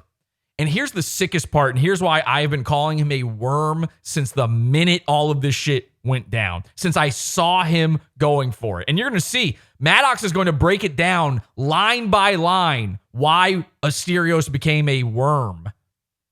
This guy, he and I were the only ones for a very long time to know the full story between the split between MADDOX and Dick Masterson, the breakup of the biggest problem in the universe. He came on my show. He came to my house, okay? He came to where I live.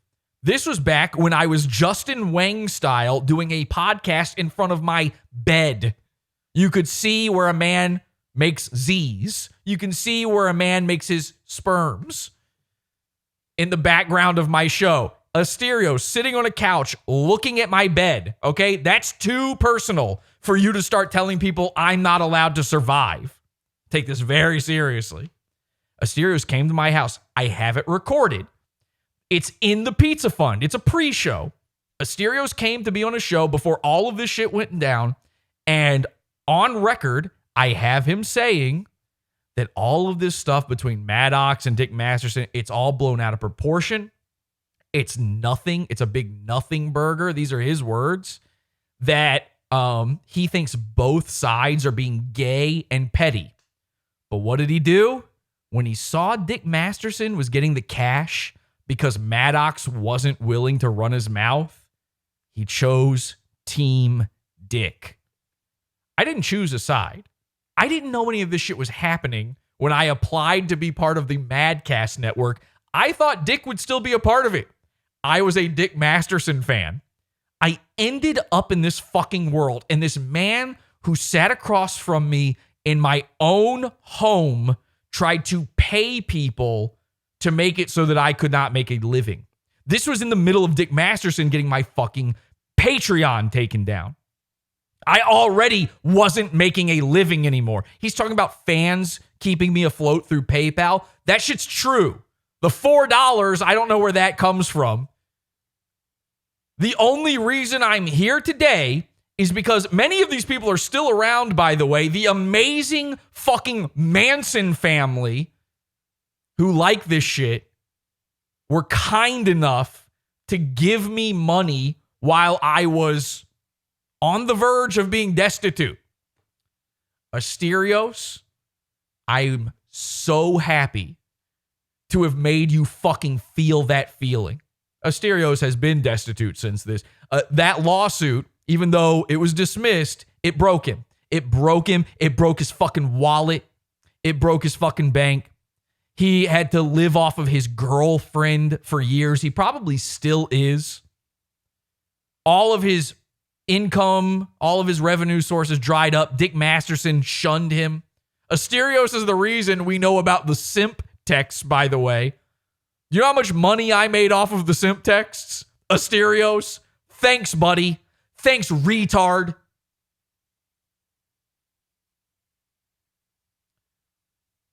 MADDOX is about to go full fucking in. MADDOX is tapping in on Asterios. I have this little feeling, this niggling little feeling. Is he testing the waters to see, is it time to finally bring the lawsuit back? You know, no prejudice. Bring the lawsuit back against Asterios. I wonder if that's what he's thinking, or if he's just like, fuck it. Let's get it all out in the open finally. I don't know. I couldn't begin to unravel the Gordian knot that is MADDOX's mind. He's a bizarre guy. I don't know how he functions. But I'll tell you this. I'll sign that fucking affidavit again real fast. That affidavit is fucking, it's as good as signed, okay? I'll get the notary public this time. MADDOX had to pay for the notary public last time because I so badly didn't want to do it. I'll do it this time. That's fine. I'll go have him stamp it in person. I won't even do it over the internet. I'll find someone to make sure. I haven't thought about this man in years, but watching this video fired me up again. I hate this man. And it's high time he's fully exposed. And by the way, no one's on his side. There's no dickhead who's on his side anymore. He's got no fans anymore. This man is an island. Good fucking luck. In fact, at one point, Justin even became friends with his former moderator, a person who I eventually ended up having to take to court. So by now you're probably wondering, why did I have to take this person to court? I took him to court for fraud. This is a screenshot of an advertisement he purchased claiming to represent me and my company. He fraudulently published these false and misleading claims and targeted them directly at me and my fans. He boasted about his harassment campaign on a website called Kiwi Farms, which is a forum... Okay, Matt, and this is where I go, MADDOX, too far. You're in Mersh territory. These are the New Zealand shooter guys. You know? Dedicated to stalking, doxing, and harassment. Yeah, but it's just Keffel, so who cares? Asterios, a guy who... I'm not in on this. This is not me. I'm a different guy. Who calls himself the good boy of comedy, regularly posted on the forums where they doxed my home address and had some choice words to say about me. Why would the good boy of comedy... Whoa! Whoa! No, MADDOX! What the heck? Holy, yeah, that's based. We're getting hard R MADDOX. Yikes. Are you allowed, is this okay? Am I allowed to do this? Hang on a second. I don't know. MADDOX, what are you doing to me right now? Come on, dude. Fuck. He be posting on a hate site like this. That's weird. He paid for this targeted harassment campaign after I blocked him on social media, and he did it specifically to hurt my book sales. And if you have any doubt, he said it himself. What I'm about to tell you is the story of what should have been a private disagreement. Oh, by the way, for the audio-only listeners, MADDOX put up a screenshot, uncensored, of someone calling him a, what was it? A gay N-word with AIDS? It spiraled. Everybody of these guys has AIDS, by the way. I mean... They're the only guys left still doing constant AIDS jokes. I don't wonder what that is. What is it about Dick Masterson that inspires AIDS jokes in people? Oh, yeah, because he's a gay cow named Juju. And, this seems like as good a time as any to bring this up since we've got a little bit, we're a little bit in the dick tank right now. I'm the gay Joker. Dick is willing apparently to become Juju publicly. He posted this on Twitter yesterday. This is real. This is not an altered clip.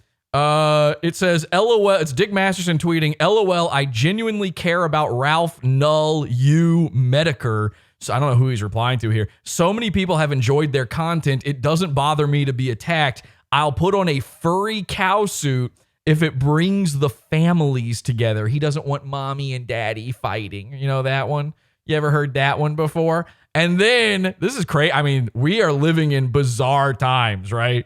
MADDOX is back. Asterios is back. Whang's under attack. Flamenco replies and says, Juju the cow healing the internet. Flamenco, the guy who won't take the PP test, knows what Juju the cow is. Illegal. Crimes. Much. That's pretty much crime. That's my thing. Juju the cow. I'm the one who. So Dick says, LOL, man, someone please draw me some Juju fan art. My lawyer, Nick Rekieta. This is going crazy. We are in lol cow heaven right now. Blackface Rekieta, actual lawyer Rekieta says, if it doesn't have Null sucking milk out of your udders, I'll never be able to climax.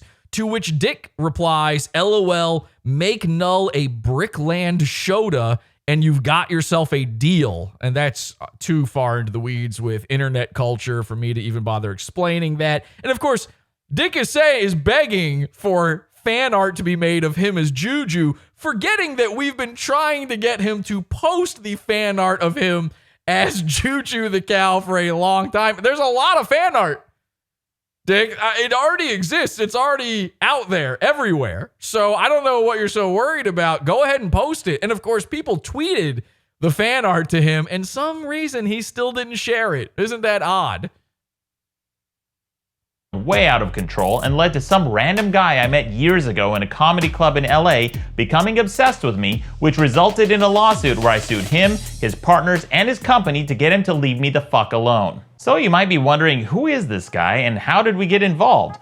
Well, he's a copywriter and an amateur comedian who considers himself a male feminist. He virtue signals about defending women's rights, working with female comedians, and how it's never okay to reduce people to their basest elements. Yeah.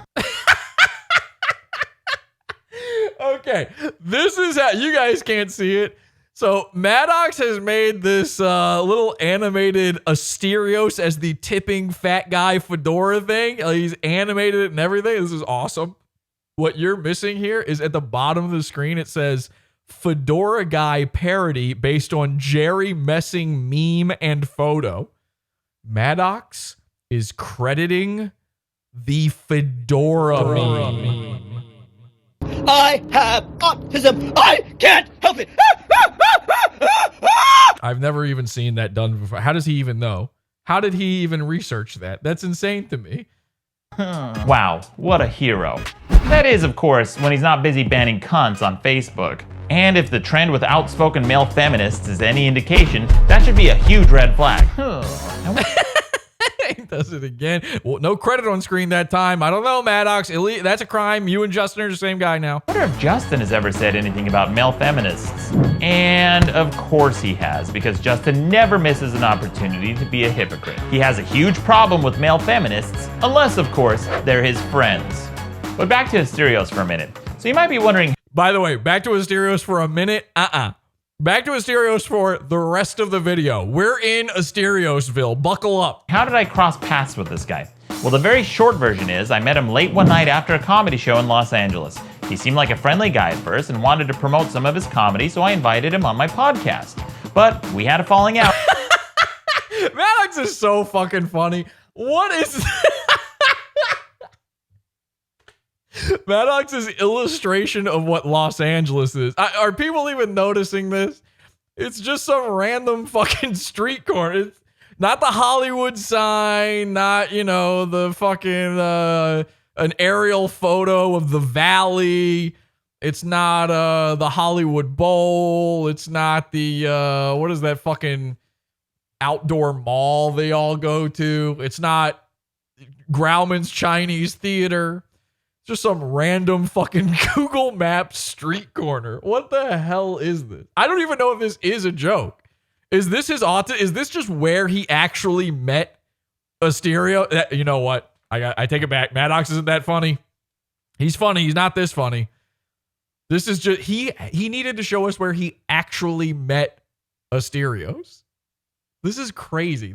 I don't know if I'm properly explaining how insane this image is. This is just, and he made it black and white. Like it's the most serious thing that's ever existed.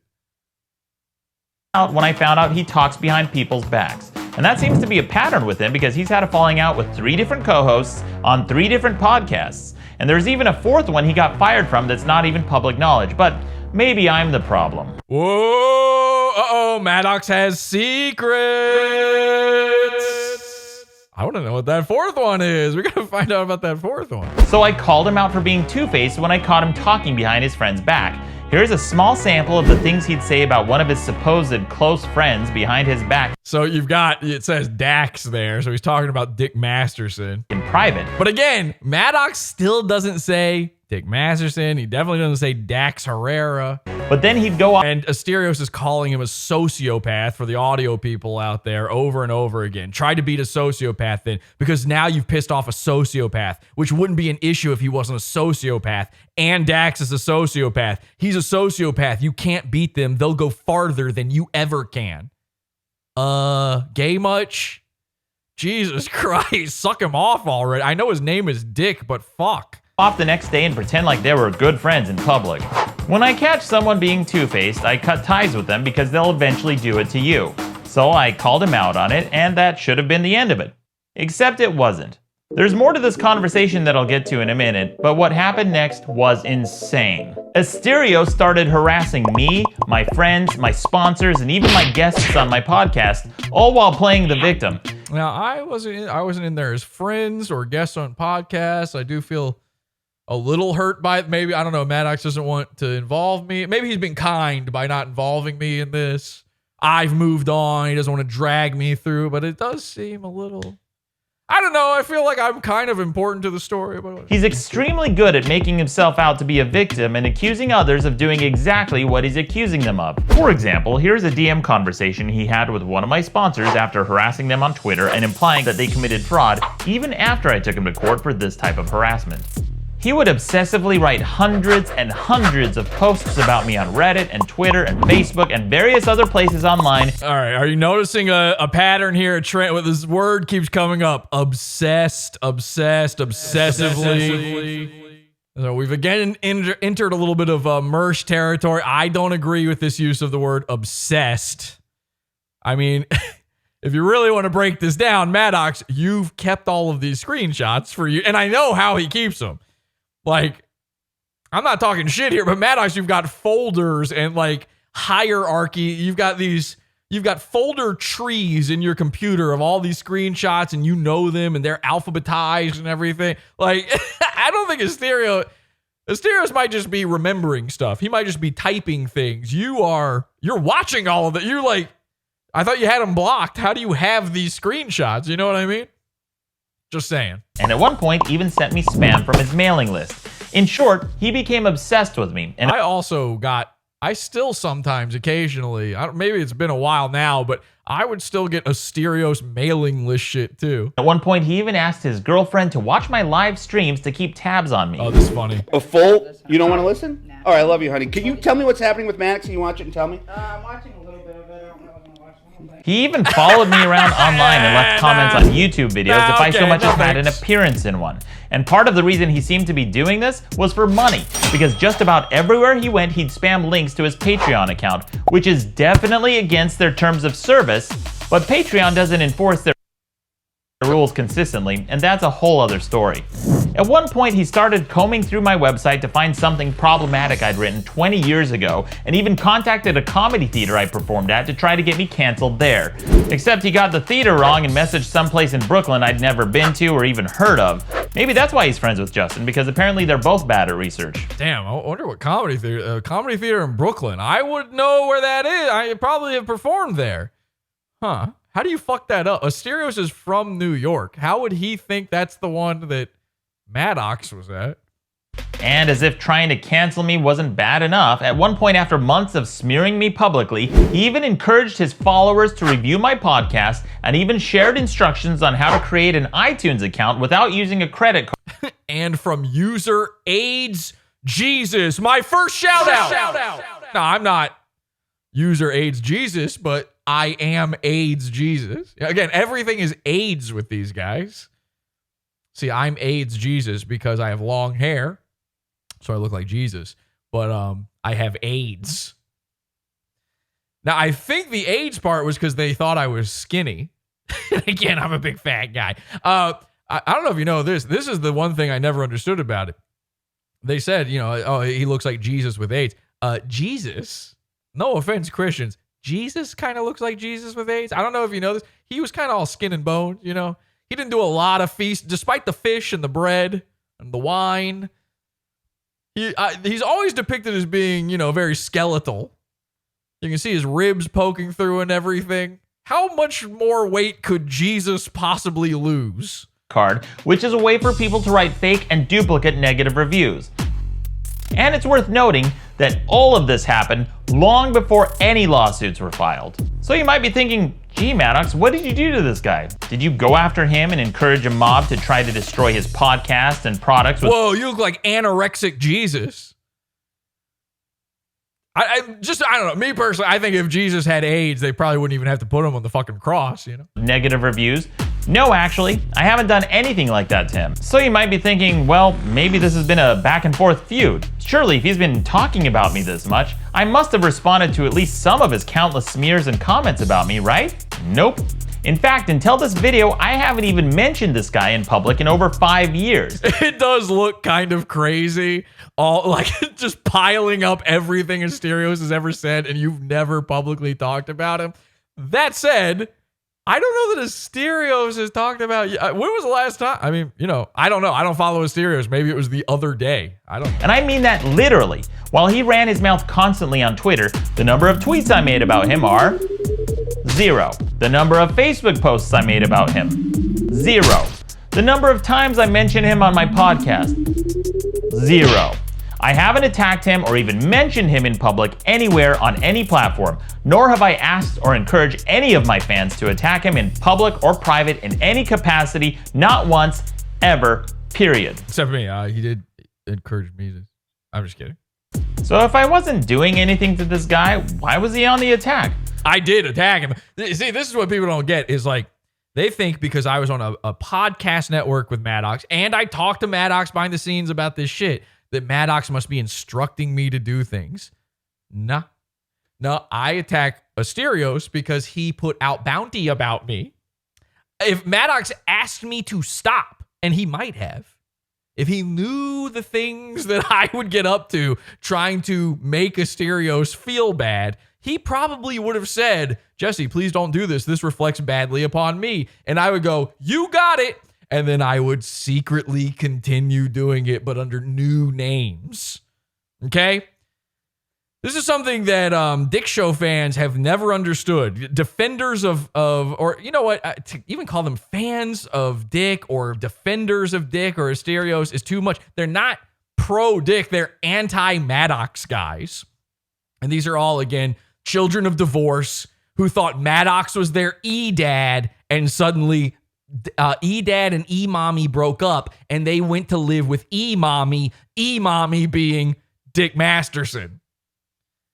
A trans lady, and you will respect her that way. She is a beautiful cow, and she needs to be milked. My point is, these guys never could get it through their head that I'm a different guy. This is MADDOX. I am Jesse. We are not the same. I don't do things because he wants them done. I do them because I want them done. And by the way, that was one of my stipulations when joining his podcast network. I had to basically say to him, like, listen, I'm going to be a part of the network. I need to fully own everything I do ever, and I need to have 0 restrictions. Why was I able to say the N-word on air while I keep saying Mersh. This is really sick and sad. I'm obsessed. Why was I able to say the N-word on air while MADDOX had sponsors because I didn't have sponsors. I told MADDOX from the beginning, I won't be having your sponsors unless I feel like it. I did not have his sponsors, so I could do what I wanted to do. And then Asterios, as MADDOX has laid out here, lied and contacted sponsors of MADDOX's show and said, a guy on MADDOX's show said the N-word. Well, no, a guy in his own paywall, not on a show on MADDOX's network, said the N-word. And by the way, nigger. Sorry, Asterios, you should have picked the N side, okay? Turns out we were the winners. You know, even Dick at this point is trying to get people to join his stupid Patreon alternatives by saying, you can say the N-word. Now you're broke. You should have said it. How about this? How about I'll contact some sponsors and tell them you're willing to say the N-word so you can have some money. Well, you saw one, and then I'll have it taken from you. Possible explanation earlier, money. He not only spammed his Patreon link in conjunction with the smear campaign, his friends and followers even went to my personal website and spammed links to his Patreon constantly on his behalf. But there was only one problem. If I wasn't responding or doing anything to him, how could he justify his continued attacks? Well, he came up with the perfect explanation. He accused me of conducting a shadow war and engaging in a whisper campaign.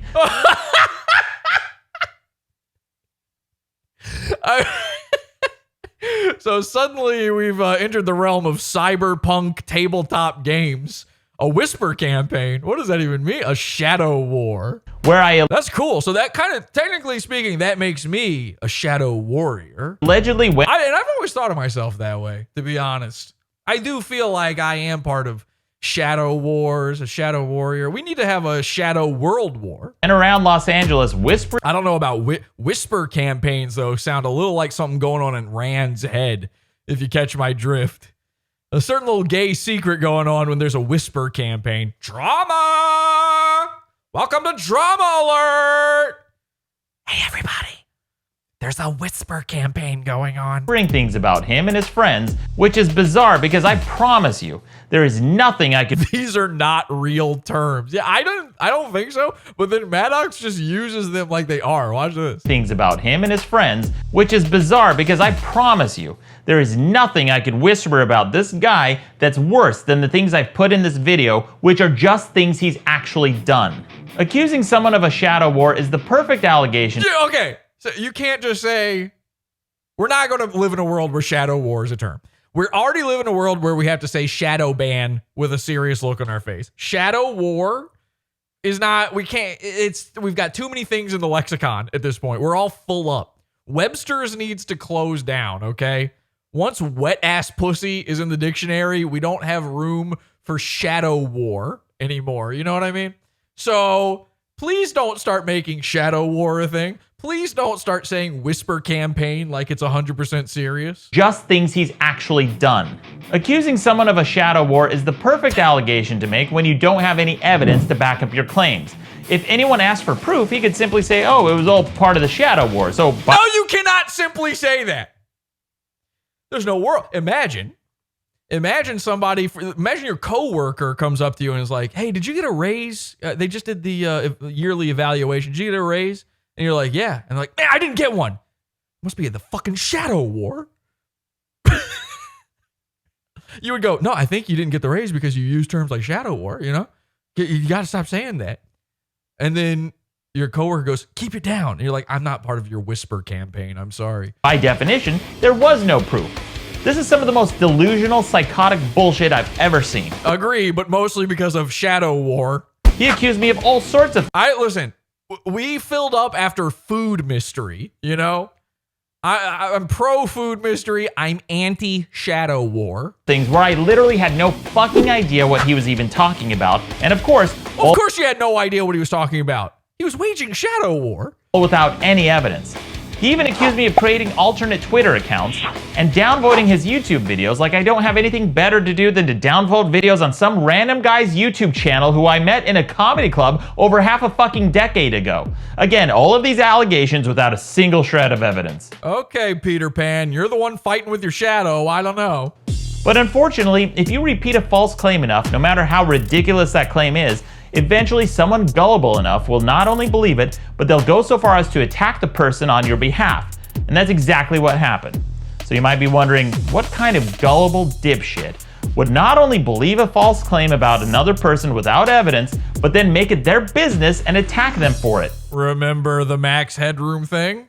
Enter Justin Whang. Justin typifies this idiotic mob mentality that has overtaken the entire internet because Justin Whang... Oh, a mob mentality. Would you call it maybe a job lynch mob? Whang is a or perhaps a shadow war. Fucking idiot. I'm a fucking idiot. Oh my God, man. Come on, man. I talked over it. Damn it. It's my favorite thing. Overtaken the entire internet because this is my second right after a guy calling something weird. I love this bit. Justin Whang is a fucking idiot. I'm a fucking idiot. Really, he's stupid. Like really, I'm stupid.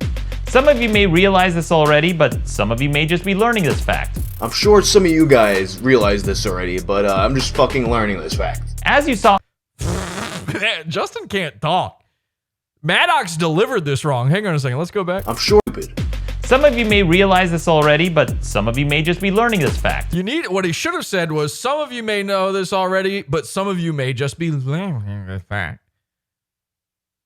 I'm sure some of you guys realize this already, but I'm just fucking learning this fact. I'm just fucking learning this fact. Oh, he's doing one of his drunk Let's Plays, I guess. Let's Play Justin Whang. As you saw earlier in this Let's Play Shadow War video, Justin Whang loves to go down rabbit holes of pissant drama he finds on the internet. Except this time, he went way too far. I almost feel bad for Justin because he obviously got manipulated by bad actors with malicious and financial motives who took advantage of some very gullible people. But Justin wasn't the only person duped. At one point, Asterios asked one of his stalker buddies, a former fan of mine named Isaiah Lozano, to share my private conversation. Whoa! MAD DOX!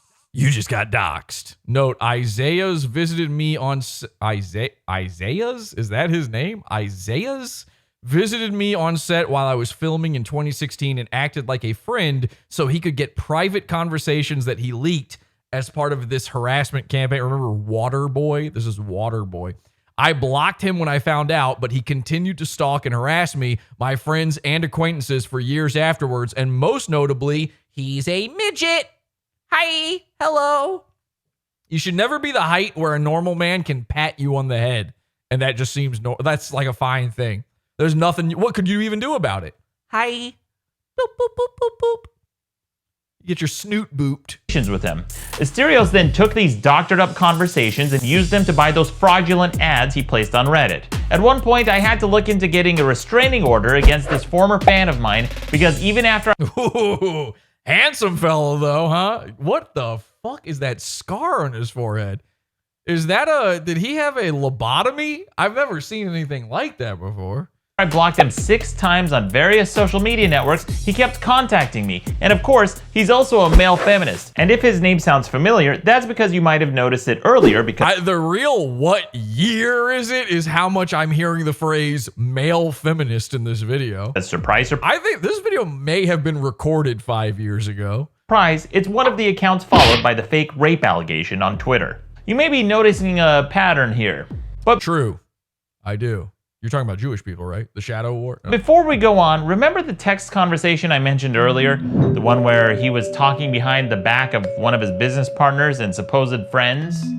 During the course of that conversation, while we were having our falling out, he said something very strange to me. While we were having a disagreement, out of the blue, he said that he hoped that my new book would do very well when it came out. That's a very weird thing to say to somebody during an argument, so I ignored him. But then he said it a second time, saying, really, and I mean this from the bottom of my heart, have a very successful book launch. Oh, that is so scummy. Again, a worm. That is so scummy. And you can hear, like, I know Asterios. I've met him in real life. I can hear it in my head. Have a very successful book launch. Ooh, ooh, ooh, ooh, ooh. Ooh. I can't wait. Yeah, I'd like to have a successful book launch. I'd like to launch it at your fucking fat head. It sounded like a threat. That's like saying, I hope your kids sleep well tonight during a heated argument. That's a threat. The kind of threat MADDOX would do because his usual targets are children. So I told him, don't go after me because I can go after your pocketbook too. The targets of his shadow war. Then he did something very strange. He said, go nuts. And then he gave... No, I remember, I've seen this go nuts again. I got to see these behind the scenes things. I saw this go, when I saw go nuts, I went a little nuts. You want nuts? Let's get nuts. Give me the contact information for a company I'd never heard of before. A company called Weber Shandwick.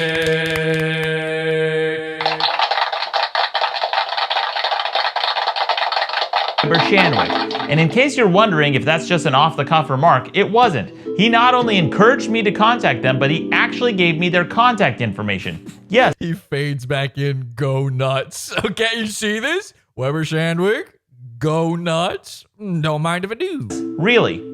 I was tempted to call, but I didn't. Even though this guy was threatening my livelihood, I still showed restraint and didn't bother contacting them. Why would I? What would I have to gain by calling this guy's work? It's not like he was doing this stuff on company time with the express knowledge of his supervisors. Was he? Well, it turns out he was. After Asterios' escalation of these attacks week after week, month after month, year after year, through a stroke of luck, I got an inside tip from someone who worked at his company with first-hand knowledge of their internal operations. Who's that Pokemon? I learned that their IT department keeps logs of all the websites visited on company time. It's Weber Shandwick. Which isn't unusual for a company of that size to do. Oops. This is one part of the video where I won't disclose my source to protect the parties involved, but if you have any doubt, It was me.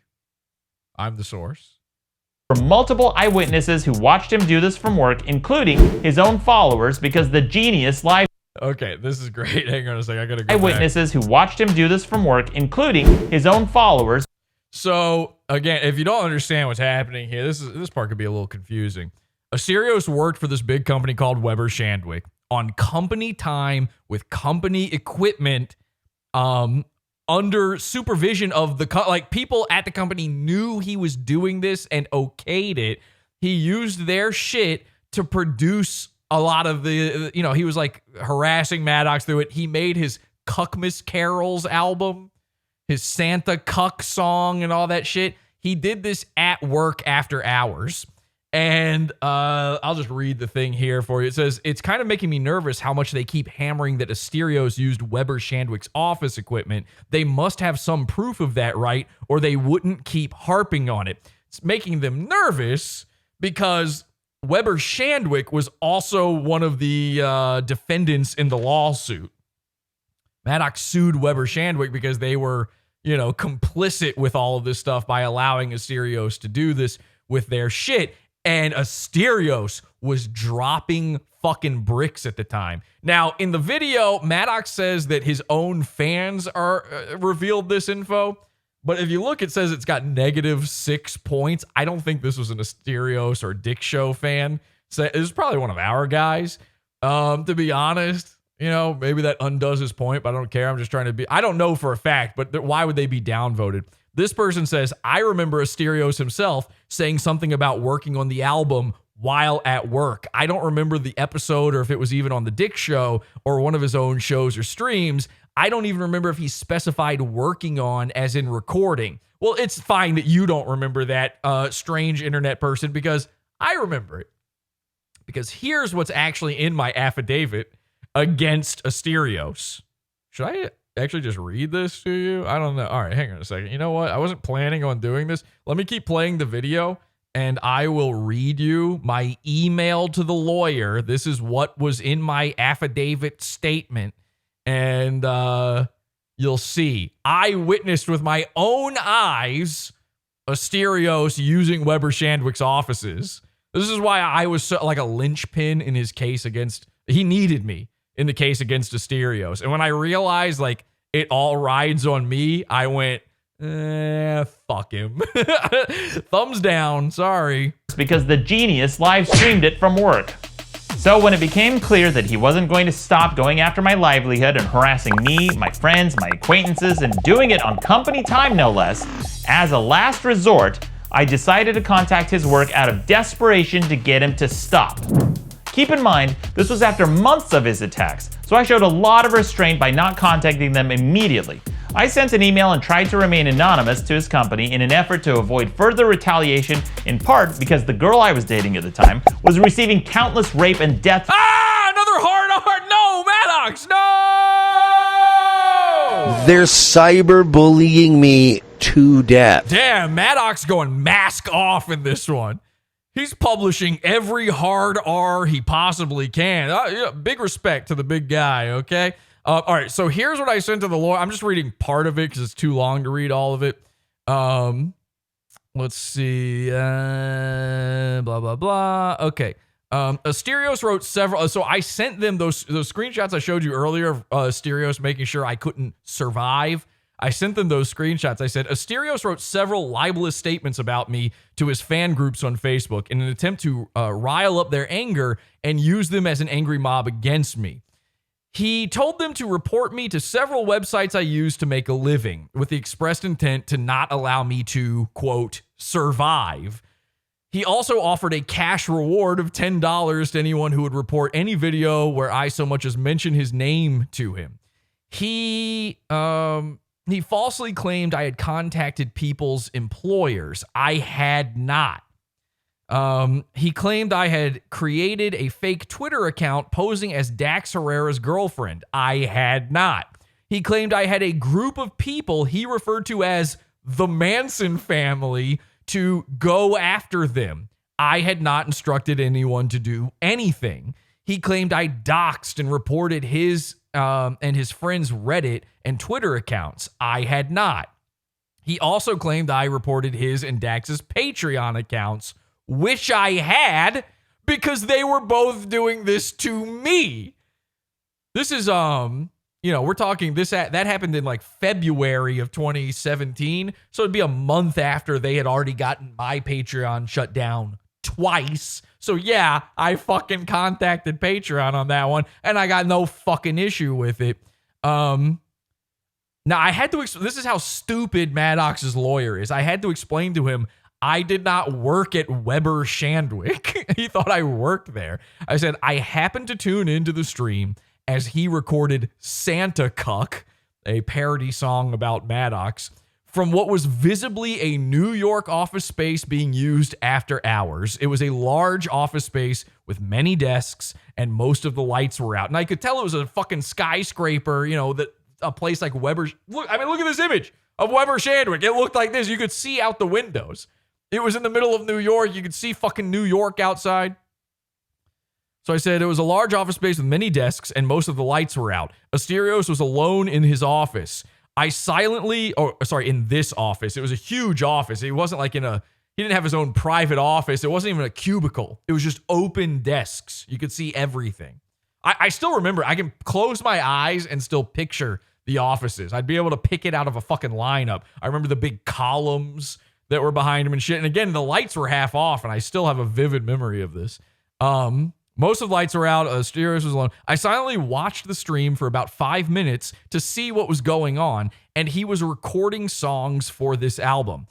At one point, I made a comment in his chat room, and when he saw my username, he said, quote, "Oh shit," and immediately and unceremoniously ended the stream.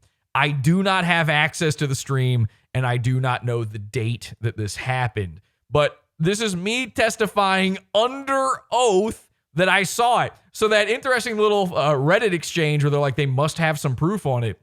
In truth, they didn't have it. Asterios took down the stream. When he saw my name, he knew he was fucked. He knew that was bad. This was way before the lawsuit. He knew that was a bad fucking time.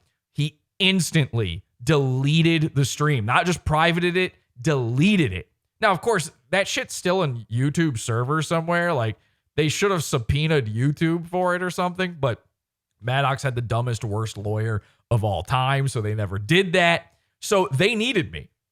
I'm the guy who witnessed it. What did they have? They had my written testimony. Okay, that's it. That was all they had. Retaliation, in part because the girl I was dating at the time was receiving countless rape and death threats from this mob. And I know he did this with the explicit knowledge that this group that he was part of makes these types of threats. How do I know? Because they've even done it to him and his ex-wife. Wow, what a feminist. I thought a company like Weber Shandwick would step in and do the right thing because they like to stress how forward-thinking and progressive they are, releasing statement after statement about how they're leaders in diversity and inclusion. They even released an article proudly boasting about how many people of color they've promoted. Very progressive of them to tally up the colored people in their office for a bullet point and a marketing sheet for their company.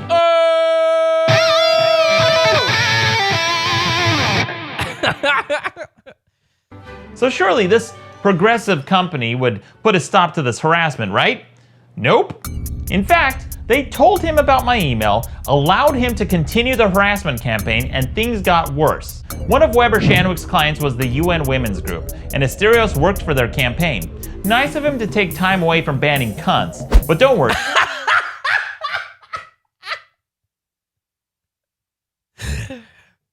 MADDOX, make fucking videos, dude. Write articles, make videos. What are you doing? MADDOX is funny, man. He is funny. Like him or not, he is funny. Those cunts weren't even that hot. But at this point, I have to admit I made a mistake. Had I known then what I know now, would I have contacted his employer? Absolutely not. I would have contacted them much sooner, because I had no idea these maniacs would still be going at it over half a decade later. That's how this ultimately became a lawsuit, because this random guy I met at a comedy still got Justin Whang in the showing. This random guy I met, Justin Whang. Justin Whang is also bad. There should just be two arrows. What if the arrow just curled all the way around back to Justin Whang? In Los Angeles became obsessed, caused damages, and doesn't know how to fuck off. In my 23 years of doing this, I've never had a problem with— Wait, why was Whang on his knees there? Hang on a second. I was thinking about, like, okay, so MADDOX blurred out. Asterios is in a big group hug with a bunch of men. It's looking, but Whang is down on his knees in front of these guys. What is... He was already down there for the photo? What is happening here? Damages and doesn't know how to fuck off. In my 23 years of doing this, I've never had a problem with anyone. I think lawsuits should only be used as a last resort. In fact, I told him as much. What's not publicly known is that at some point during the suit, I reached out to him. Nah, he's saying that, but I see this date, 9/14/2018. I'm pretty sure I'd been saying to him for a while, don't do the lawsuit. No lawsuit, don't do the lawsuit. No. Directly for the first time in years and offered to unilaterally drop the lawsuit for the low cost of leave me the fuck alone. It was all I ever wanted, and I didn't even ask for legal fees or damages. Again, all he had to do was fuck off, and that would have been the end of it. I was polite and cordial in my communication. I said, take your life back, and ended the text by saying, let's end this tonight. They're saying that Whang, well, the reason he was on his knees and that was he was Whang sucking. That might be true. I don't know if you've ever seen Whang suck. I'll just give you a little taste. You want a little taste of Whang? You want to see what a little Whang suck is like? Yeah, let's take a look here. So this is Whang on the Dick Show. All right, he's doing some Whang chugging. I see a person more or less in focus. Yeah, you see. I don't know if he's actually that color, but there's some Whang sucking. Slurp. Well, there we go. I like being so much bigger than suck. Yeah, well, no, you should be bigger. He's kind of hidden back there. Let's actually go over here for a second. Oh, no. Hungover as fuck and has to deal with Pacifico, the final insult. Are we live? Yeah. So the show hasn't even started yet at this point. My God. You done dropping N-bombs? Oh, hey. I'm not done. Go. Everything else you got the Slutmaker mug? The Slutmaker. There's nothing in there. My mug is empty now. I've drank all my drink. Look. He's pretending. He's I'm not faking happy it. about drinking this beer. Pacifico. It's a joke. It is a joke. Now he's going like this. Disney might as well own it. Pacifico. Yeah. Look at this stupid lady. Nope, he's even faking that it's hot. He had coffee in there. And you know when you put your hand around the mug because it warms up. It's not you're inside. You're not outdoors. He's doing the ooh. He's blowing it up. You know what I mean? You're Whang blowing. Me? Yeah. Whang blowing, Whang sucking. Yeah. So you Now look, now he's got a second. How do you have another apparatus ready to go? This man came with 2 fucking drink cups. Feels I'm kind of deep normal. underground. Yeah, so that's Like right not before gonna, Hitler killed So that proves I'm right that he was faking the other drinking. himself. What was going through his mind is what's going through my mind right now. I've made a lot of mistakes. Yeah. Sip, sip, sip, I don't know if I sip. could- I don't know if I could gamble my way. I don't know if I Not could dig having my an way. I think there actually was still liquid in there, and I just poured it all over. I did. I just poured it all over my head. Out of these mistakes. What were you gonna say? Not having Nope. Oh, he went back to the mug. So he went to it. He had a big tumbler, and he started drinking out of that. Then he goes back to the mug. See, it's moments like this. You're on a pot. Whang is a Wikipedia reader. Moments like this reveal your true nature. You know what I mean? Like, it reveals what you've really got for the world. You're this nervous to be on a fucking shitty podcast, and it hasn't even begun. How did you finish 2 drinks before it's even begun? An IPA for this. I mean, you've had enough practice. You should be seeing the future by now. So you got to drink too much volume to get anything out of it. It's literally you're just drinking it as medicine right now, not because you want to enjoy a nice Pacifico. Medicine tastes better. See, even in his head, he's talking about Dick's drinking a beer, but he's thinking about him. I'm just drinking this as medicine, right? I just need to calm my nerves. Maybe if I just squeeze the bottom of the cup, something will fucking come out. I hope none of them look inside my cups. He's like Howard Hughes. He's just surrounded by jars filled with liquid. Better than this. They sell this at Target. That's how bad. That's how shitty of a beer it is. Do they sell booze at Target? Do they? Only Pacifico. Oh God, I've been at Target in a while. What? You have a girlfriend and you haven't been in a Target in a while? How many is that? Ding, ding, ding. We should have been counting. What's a while? Oh, how have you not got dragged? How Oh, through many Christmas in you are didn't we? get dragged Angie clipped this. into Target? No, This is over on PodAwful Savage Clips. Online. Everything's online. She's got 2 of these, by the way. There's 2 videos worth of this. She has 2 entire videos. But they go there for fun. It's like looking at lights. Nah, Target. I don't know. I've been maybe once or twice in the last year. Nope. Target. Oh. Maybe. I heard 80's girl said she was going to Target like right before Christmas. And I said, Hey, do you know you're in the room too? You're not watching this pod. You know you're there, right, Whang? I know this is your favorite show. These are your favorite guys. You're willing to get MADDOX canceled for your dad. You've pledged that you will rape, kill, and Whang suck for Dick Masterson. But you gotta talk. And again, the show hasn't begun. oh, okay. Right before our Christmas party? Yeah. So, yeah.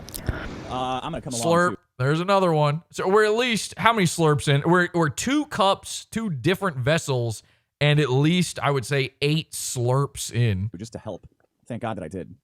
Otherwise, this place would be decorated to hell and back, top to bottom. Is that what it was for, decorations? Uh-huh. We veered right into the decoration aisle. You had cool stuff for that Christmas party. Like the photo booth. My and photo all booth? That. Yeah, it was cool. That was pretty cool. It was cool.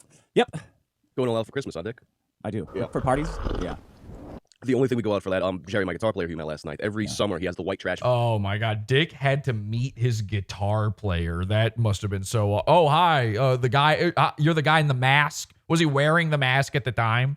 By the way. Okay, so let's go back to our main video here. With only 20 minutes before the midnight deadline, he finally replied and said, "Please communicate through your lawyer and mine."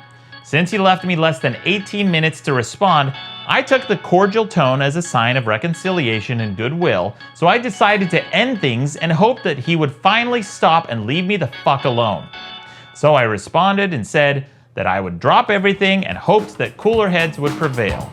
But he didn't acknowledge it in public and carried on the next day pretending like this conversation didn't occur, milking it for all it was worth. Then he tried to file a counterclaim that got thrown out, and finally, that's where you think things would have ended. Except of course it didn't. Then Asterio started to carpet bomb the internet with his false victim narrative while gaslighting me and telling everyone that I sued him because he called me the word cuck.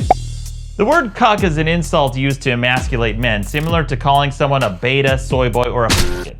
Yes, even though he committed fraud, harassed my friends, sponsors, and spammed me relentlessly for years, somehow he was the victim because he got sued. Newsflash, 100% of people who get sued don't like it. I couldn't give less of a shit if he called me a cuck or a f***it. I've been called way worse. Whoa!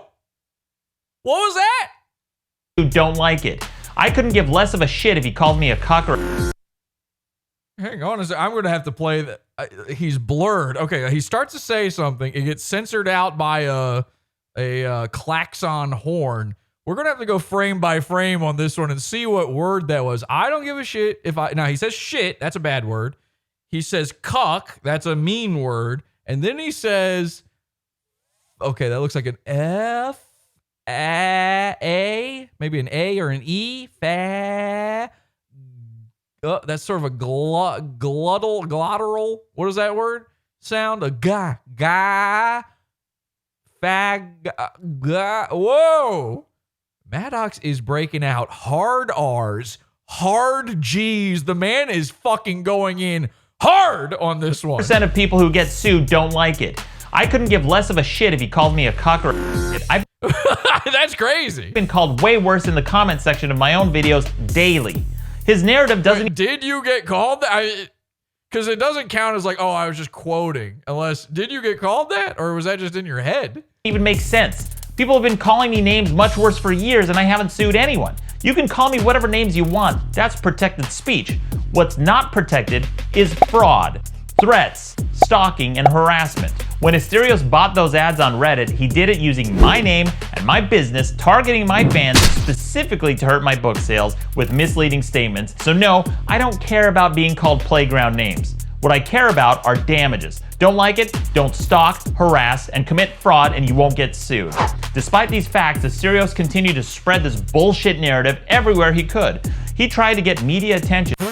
Ryan sent in a super chat. Ryan Katzer Rivera says, I should have loaned you my slanty peepers for this getup. Can I tell you something? So I drew on Asian eyes. My apologies, Ryan. I did this last time that I did the Whang episode too. And I walk up to my wife and she's like, why did you draw them going down? And I'm like, that's just because I have droopy eyes. I couldn't help it. She said, why didn't you draw them going up like a slant? And I'm like, this is not my eyes look like this. Remember I'm ugly? And then she was like, oh yeah, okay. On it, but you know, in fairness, we're talking about a woman who thought that the show True Detective, and this is real, was called Glue Detective. She told me the other day, she was like, I started watching Glue Detective. I said, who did it? Elmer? Did you find out yet? You know, they try to, it's not a very good show. They make you think, like, instantly, you're like, it's got to be Elmer, right? And they try to misdirect you, but you're like, it's Elmer. And it turns out to be fucking Elmer. Since most people have never heard of this guy, the only... Kelsey said that it turned out to be Elmer, but the charges didn't stick. She begged me to tell you that joke, okay? Glue Detective, everybody. How did you feel about the Glue Detective bit? Jules? Huh? Robin? People who would cover the story were his friends in the media. This is just what when I drew the slanty eyes, I went up and then, you know, I was going like this. I was going like, we are Chinese, if you please. And I went boonk, upward, right? I did a positive canthal. Isn't that the term for it? A positive canthic fold or something like that. I went like this and then I stopped doing the squint and then it went negative. Oh boy, good thing I'm already married. Too late. Oh, you just found out I'm ugly, honey? Too bad. Good luck figuring out how to divorce me. Good luck. Sorry, you're stuck with me now. I'm not leaving. The first person was a guy named... Sorry, if we get divorced, and this is something you need to understand, Kelsey, if we get divorced, everyone in this chat room right now becomes an unhinged psychopath. I don't know why. That's just the way the internet works, okay? If you're not allowed to get these guys have all been through divorce already. These freaks. They had to see it with their own parents. Kelsey, you know that your parents are divorced. So please, for the sake of these children, we have to stay together or else they're all going to go harass a bald, sweaty guy. Brock Wilbur, an outspoken male feminist. And of course, like many other outspoken male feminists, he was Me Too'd. Here's an article about him titled, I Was Played by a Male Feminist, where he allegedly dated someone without disclosing he had a live-in girlfriend while virtue signaling about Gamergate and women's rights. And he's also been accused of being a serial abuser. So this male feminist, Brock Wilbur, covered Asterios' story for a website called Paste Magazine. Listen, MADDOX had all of the info you're about to see here years ago. They put out a fucking hit piece on MADDOX. It was insane.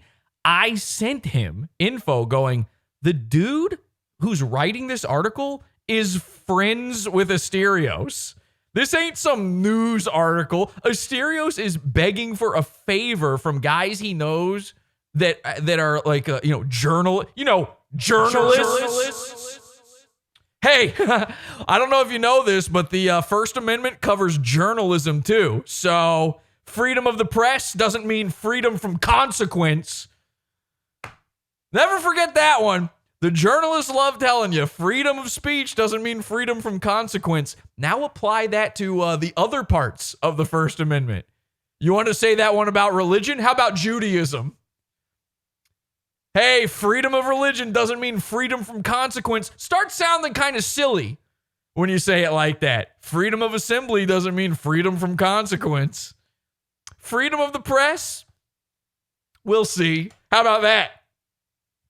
How about that one? These fucking sick, and to even call something like Paste Magazine journalism, I'm blowing this guy up a little bit bigger. You know, he's got some big boy britches now, but Asterios, he either paid or begged a favor from a friend to get this hit piece written about MADDOX. I told MADDOX, it's fucking clear as day. Put out something. Tell people. You must have a friend who writes articles. Get them to expose this shit. And he was like, yeah, sure. And it never happened. Finally, here we are.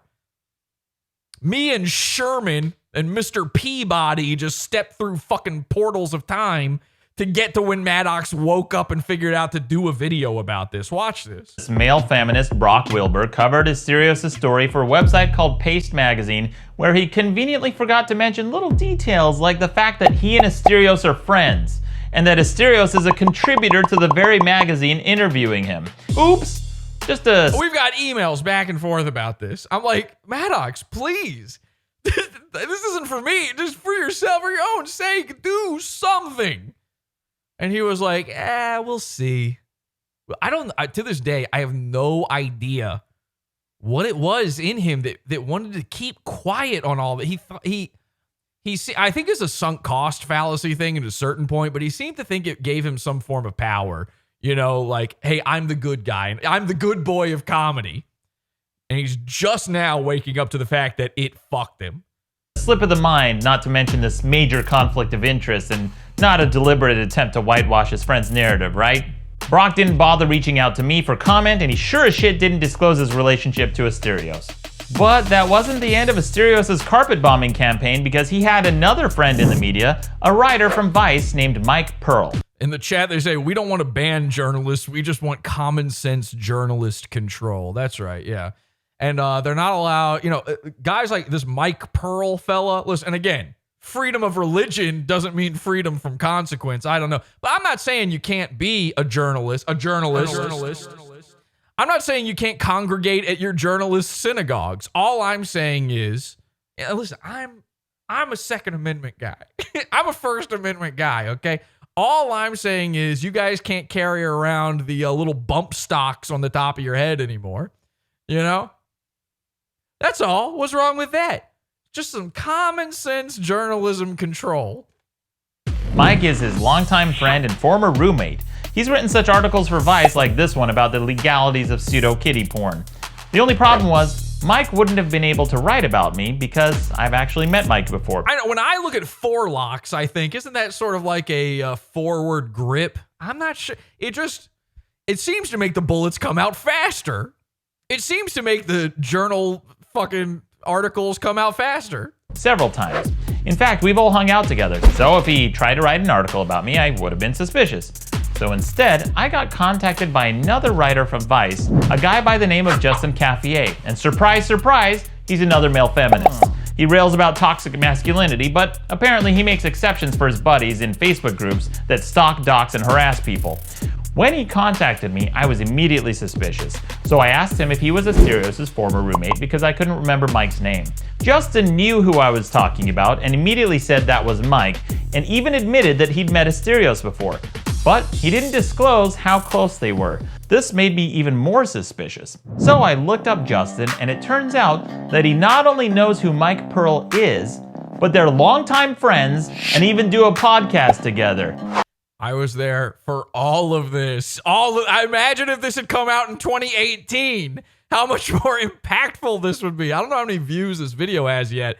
I hope it suddenly takes off. I hope he gets a little traction out of this because, fuck, man, it's about time. Oops. When I pressed Cafe about this, he downplayed his relationship to Asterios and said that they weren't friends. He even went a step further in public, saying that they'd only spoken once prior to this story. Well, that's funny because I found this Twitter thread where they communicated as far back as 2015 and another one from 2014 where all three of them, Justin, Mike, and Asterios, were on the same thread together. A journalist lying, but that's illegal. After the 1997 journalist lie ban. That's weird. Almost like all three of them were friends. Since he wasn't forthright, I decided to investigate a little bit further. Turns out that they're much closer than he let on. Cafe has not only met Asterios, but he follows him on Facebook, Twitter, and Instagram. At the time of this recording, Cafe only followed about 6 public figures on Facebook, including Barack Obama and Steve Agee. So it's pretty Steve Agee. Well, I would do a little bit more research there, Matt. I don't know who Steve Agee is, but okay, Steve Agee. Steve Agee. You're a comedy guy. I feel like you should know who Steve Agee is, but okay, Steve Agee. I would maybe take 2 on that one. It's no Justin leaving his phone on during an edited video, but let's just go back to the, okay. Actually, take this video down. I would like this whole video taken down and that correction made. Telling that he made Asterios one of the few people he follows on every platform. I don't even follow some of my closest friends on all 3 platforms. And in case you think that he did it just for research, we can rule that out because he doesn't follow me anywhere. Then I dug a little bit deeper and surprise, surprise, guess who they invited as a guest on Justin and Mike's podcast? None other than Asterios Kokkinos. I'm sure it was a total benign lapse in memory and not a deliberate attempt to hide his relationship because as a journalist's advice, it might be looked down upon to publish puff pieces about your friends without disclosing your relationship. Although it's Vice, so I'm not sure if they have any journalistic standards to begin with. Now, you might be saying to yourself, MADDOX, I mean, the guy said, I met him one time before. Maybe he was just on the podcast that one time. He was telling the truth, and he forgot that there was a Twitter exchange. You know, you can talk with people on Twitter and have no clue who they are. That's all fair. But then... And if you have any doubt as to how close they were, they even promoted Asterios' narrative on the podcast, plugged his fundraiser for him to try to counter-sue me, and Asterios signed off the episode, and I can't make this up, by saying, I'll talk to you guys later. I love you both. To which they responded, love you, bye. Thank you. All right, I'll talk to you guys later. I love you both. Love you, bye. Okay, well, it's looking a little bit more damning. Totally normal way to end an interview with a journalist. So contrary to Justin's claim, that's 4 instances that they've... Listen, I'm not saying we should send jackbooted thugs to go storming into journalists' homes and taking them away or anything, but... communicated before this article, and that's just what's been documented publicly. We need to at least create a registry for these unrestricted journalists everywhere. You know what I mean? Something, we need to write them all down and know. So if I did my math correctly, that makes Justin Cafier a liar. So the guy wanting to write an article about me from Vice is... By the way, MADDOX does all these graphics and all this 3D shit, all of that. He does, like, this probably took him a long time to do. Friends with the guy he's writing about and his roommate. I love you both. You'd think that that would be an important piece of information to disclose. I wonder why he didn't mention that. Huh. They also plugged Asterios' podcasts, except he forgot to mention his podcast on Cunt Media. Why? Cunt Media. Why does that sound so familiar? Oh, that's right. It was one of the accounts followed by the person who made the fake rape allegation. And we've come full circle. And in case you're wondering how deep this nepotistic rap... By the way, this is a video about Justin Whang. rabbit hole goes, I checked the pages Justin was following on Facebook, and Paste Magazine was one of them. The very same website that Asterios is a contributor for, and the one where Brock Wilbur published his hit piece about me. So the jig was up. I asked Cafier if he'd disclosed this conflict of interest in the article. He said he'd run it by his editors, but he didn't get back to me with their response. So, since Cafier didn't follow up with what his editors said, I stopped responding. When the article came out, Cafier accused me of ghosting him, which is misleading. What actually happened is we had several scheduling conflicts, and after badgering me for weeks, I tried to accommodate him even while I was traveling out of the country. When we finally agreed on a day, Justin didn't follow through, and he didn't contact me again for nearly a month.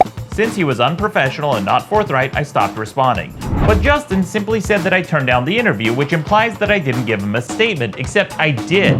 Literally, my first response to him stated that almost everything said about me has been false or misleading. When the article came out, never, ever reply to journal. The most you can say to a journal, if you ever get, for any reason, a DM about anything from a fucking journalist saying, would you willing to say something on the record about the fucking gay thing that we're trying to have killed? Because that's what journalism is now. Would you be willing to be a party to us murdering a thing you're a part of? Say nothing, okay? Best case scenario, do not respond. Leave them. Don't even leave them on red. Like, fucking, don't ever open it up. Block them. Get away. Second best scenario, and also the one that I'm going to pick, do as I say, don't as I do. But second best scenario, tell them to eat 1,000,000 bullets. How many bullets can you fit inside your stomach? Let's find out. A 1, a 2, and then send them the gif of the owl from the Tootsie Roll Pop commercial. Okay? That's, again, choice number 2. I would do it. You shouldn't do it. You should go with choice number 1. I wonder if you could poop out a bullet after shooting one into your stomach. Let's find out. Cafier, of course, didn't publish the statement and neglected a B to the F of your S to disclose his relationship to Asterios. This isn't even the first time Cafier has written a puff piece for one of his friends. Back in 2018, he wrote this article where he helped promote his friend's TV show without disclosing their relationship. I've written a full article about Justin's nepotism and his failure to disclose his conflicts of interest at Vice magazine for those of you who are interested. As for why I'm finally talking about this, it's because I'm still dealing with the fallout from Asterios' smear campaign. He even published his false narrative on his friend Rich Kionka's website, better known as Low Tax. Low Tax's greatest hits include Something Awful and Women. I thought that was going to go a different way, but still pretty good. I thought it was going to be his greatest hits include Something Awful and, well, you know. I mean, go on. But Hitting Women pretty good. I really thought he was going to, and RIP, by the way, to Low Tax, a guy who, if it wasn't for him, I never would have heard the phrase toilet person 80 times. I actually have a video of Low Tax talking about me somewhere. I should edit that into something. I don't think I'm going to find it right now, but there is a video of Low Tax talking about me out there.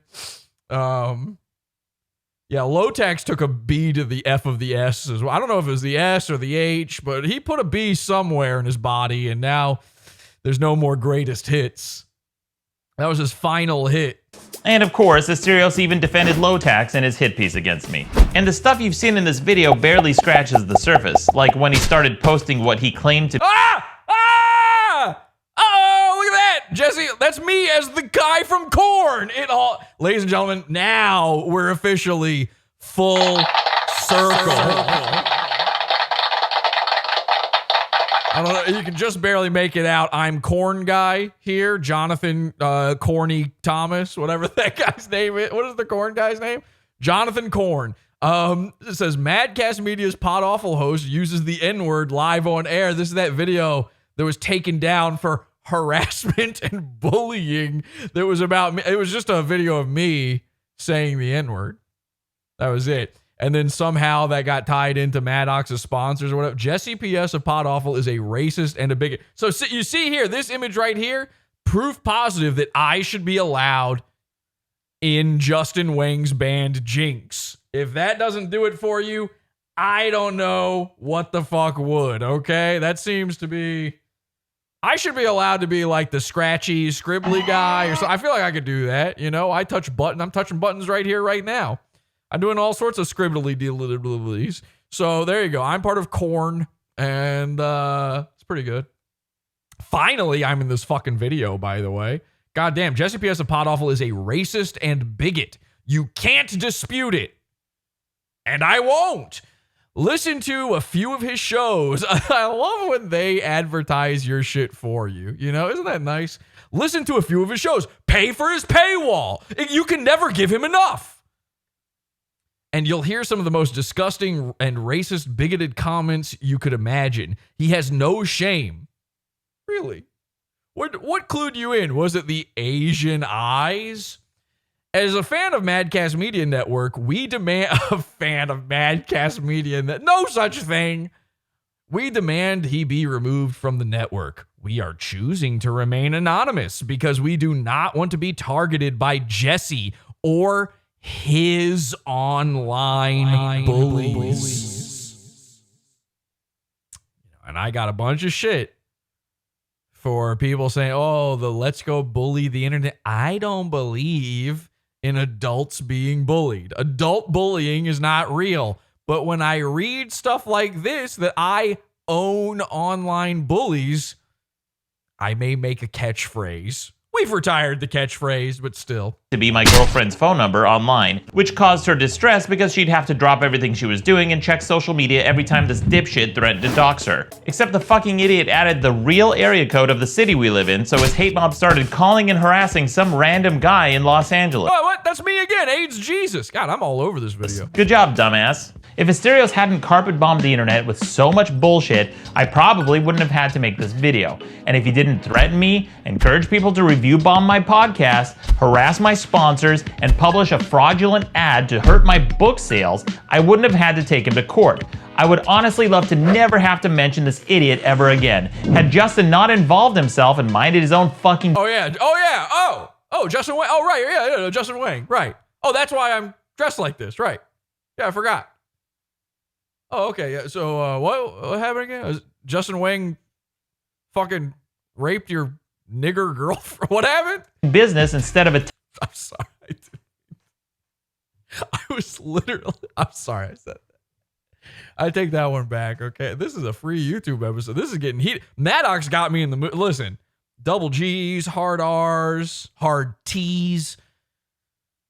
MADDOX opened the floodgates, and I've gotten a little too comfortable here on YouTube saying some stuff this time around. But I swear, in that moment just then, that wasn't me on the Madcast Media Network saying it in. I was trying to think back to words. What I was in my head, the joke was, okay, Justin did what to you? And then I just named random word. He Weber Shandwicked your, and for whatever reason, the first word that came to mind. Well, okay. Attacking me completely unprovoked, I wouldn't have had to make this video about him either. What I've learned through all of this is that there's almost no downside to slander. If you smear somebody on a platform like YouTube, you gain money, clicks, and notoriety. And when the person you're slandering responds... Oh my God, MADDOX, Jesus Christ. Ooh, you could fry an egg on his face right now. Holy shit. I mean, I know, listen, imagine that the stress, the pain that he's gone through for years, it's all coming out in the oil on his face. I know you're fucking, what do you call that? Mediterranean? What are you? What is an Armenian? I know you're one of the... Listen, I expect you to look like this. I'll say that. I expect you to look like that, and I expect you to sound like this. But...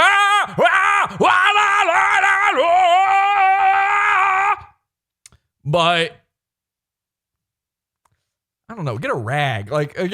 You were on Justin about the phone. You could pause. You can edit out this part. You take a rag. You go... Maybe run headfirst through a car wash or something. To set the record straight and prove you wrong, as they usually do, the person making the smears can either double down and get more clicks on the drama, or they can apologize. Unless the person you're slandering has the time, energy, and resources to litigate, scumbags like Justin will always profit off of slander and drama. And even if Justin doesn't monetize his apology, the damage is already done. He successfully removed me from a panel and silenced me from speaking engagements. How did we get to this point in this country where instead of debating the people that we... How did we get to this point in this crunchy? This guy can't talk. I've not watched enough of his shit. Justin Whang can't speak. He's that level of autism. How did we get to this point in this crunchy? From speaking engagements. Speaking engagement is a kind thing to say around Justin Whang. How did we get to this point in this country where How did we get to this point in this crunchy? How did we get to this point in this crunchy? instead of debating the people that we disagree with, we just want to silence them outright? Yeah, good question, Justin. I wonder how we got here. People like, just take your shirt, MADDOX, and just bring it up over your face and kind of give one of these. You know? Like Justin represent the very worst elements of cancel culture. He's exactly like the woke SJW PC culture he claims to hate, except worse, because at least they're not pretending to be champions of free speech. If anyone deserves to be the target of cancel culture, it's truly him and all the shady, clout-chasing drama losers like him. Well, you like drama so much, congratulations, dipshit. Now you have some of your own. The only reason I ever took any of these people to court is because they don't know how to fuck off and leave people alone. Don't like it? Don't fuck with people's livelihoods and they won't fuck with yours. Justin, Asterios, Vice, and the phony progressives of Weber Shanwick can all go fuck themselves. So in conclusion, what have we learned? Unfortunately, that nothing ever gets accomplished unless you make a big public stink about it. How did it take you this long to learn that, MADDOX? Please! This is explained to you over and over again by everyone you know. From having to bitch about customer service on social media to get remonetized on YouTube and to getting people to leave you the fuck alone, nothing ever gets done unless you go public. And we don't know that that's what's going to happen now. Like, you're igniting an old flame again. You know, you're reheating some shit. This might boil things over again. This might have the opposite effect. I think this would have had the effect you're looking for back then. Now? So part of the reason, especially with me getting involved, I'm making this probably why he never brought me up in all of this video now is to let people know about some of the bullshit I've been dealing with for years now. So part of the fallout from all of this is that Justin Whang has now been exposed as an unfunny plagiarist, a joke thief, and a hack. But of all his offenses, perhaps the most egregious one, and the one that's most unforgivable, is that he's part of a nu metal band. Don't forget to send me your tales from the internet videos. There's a lot more to this story, and maybe I'll tell it someday if there's any interest. Comment below and let me know. That's it for now. Until next time, I'm MADDOX. So there you go. He says it right there. If you want to hear more about this tale, and there's a lot more that MADDOX has never told, you can do that. Go to his video right now. I'm begging you to go to this fucking video and leave a comment saying, there's a man on the internet who has saying we want to hear the rest of this fucking story. We're already at 13,000 views. That's pretty good, but for a channel MADDOX's size, it's not great. So he needs your views. Don't just say like, oh, I watched it on PodAwful. Let it fucking run in the background. Watch the entire thing and leave that comment. We want to hear about it. I left a comment on the video. I said, I'm back on Team MADDOX, and noticeably, MADDOX did not like or heart that comment. I tweeted out the video. He didn't respond. It's not great, but whatever. Up late and deleting comments left and right. Bring back banana docs. I'm tired of autism docs, says a guy who thinks that MADDOX is deleting comments right now rather than the comments that are disappearing are probably filled with the words that MADDOX and I have been saying this whole episode. Man still seething from 5 years ago. Damn, that sucks. See, this is the thing. This is what's so crazy about the fucking time travelers. These guys only exist 5 years ago. That's your whole thing. Go to the Dick Show subreddit right now. Go to the fucking, I don't know if they still have a Facebook group. Go there. Go find a Dick Show anything. They're still talking MADDOX. I happen to have looked at the Dick Show subreddit yesterday, okay, which is just hours ago. I looked at it before this video was released. Someone had just made a thread about MADDOX. And what was the first reply on it? Are we still talking about MADDOX? Yes! You think MADDOX is still seething about this shit from 5 years ago? This video exists because you time travelers won't leave him the fuck alone. I do think there is a little bit of an issue. I do feel like he used Justin Whang as a springboard into this, that I don't think this video would have been made without that little connection. little slimy, but so is MADDOX's face. So who cares? And also, fuck them. Now, so this guy says, you're both terrible people, LOL. Who is, do you mean Asterios and Whang? Who is the both in this scenario? They've already forgotten Whang was in the video. You know they're not talking to Whang. They're talking Asterios and they're talking MADDOX. Why are they doing that? Because it's a Dick show guy. They hate Asterios now. I'm begging you, let's get MADDOX to talk about Dick. Let's make Dick defend the indefensible. It's time. I don't care how much time traveling we got. This might take until 5 years from now, but we need to build up MADDOX's courage and confidence, and we need to see this. We could be living in an era where Dick Masterson actually dresses up on camera like Juju the cow. I'm the gay Joker. I'm a killer gorilla. This is a possibility. We could be living in crazier times than we've ever experienced before. Someone says, I think you made a lot of very good points, specifically with Whang, just reading verbatim Reddit comments. One thing I'll say, though, is I mostly treat his channel like it's the McDonald's of YouTube content, which I don't see as a bad thing. Start fucking seeing it as a bad thing. MADDOX is never going to tell you that. MADDOX isn't going to be that straightforward about it. He's going to give you the tools you need and hope you take the right lesson. Whang is not the McDonald's of fucking... the McDonald's of content is, you know, PewDiePie. And it's not just because he's the most popular either. There's at least something there. You eat McDonald's and it feels like home a little bit. Something. It feels like childhood. Every time you eat it, you go like, fuck, I'll never do this. Why did I do this? This is such a mistake. This isn't even cheap anymore. What am I doing? Whang isn't that. Whang is Burger King, okay? It's plagiarizing McDonald's. You've seen Burger King's menu? Hungry Jacks, anyone? They've got a burger at Burger King that I think this is still true in the States. They've got a burger there called the Big King or something. It's a Big Mac. They're literally copying the Big Mac now. Remember when Burger King was its own thing? They're failing. Whang is Burger King. And what do we do with Burger King? We throw it out. Yuck. They have the worst fries. Have you seen a Burger King lately? There's cobwebs on them, okay? Stop allowing these freaks like Justin Whang to have this sort of lifestyle, to have the sunlight, the daylight that they've got. Unsubscribe from every YouTuber with over 100,000 subs. I'm saying that while promoting MADDOX's channel. He's 247,000 subs. Unsubscribe from all of them. Make them feel it. It's fucking time. And if you don't believe me, well, maybe this will convince you. Again, I'm in that DM with Justin Whang. And before the show began, right before the show, I thought, you know what? Fuck it.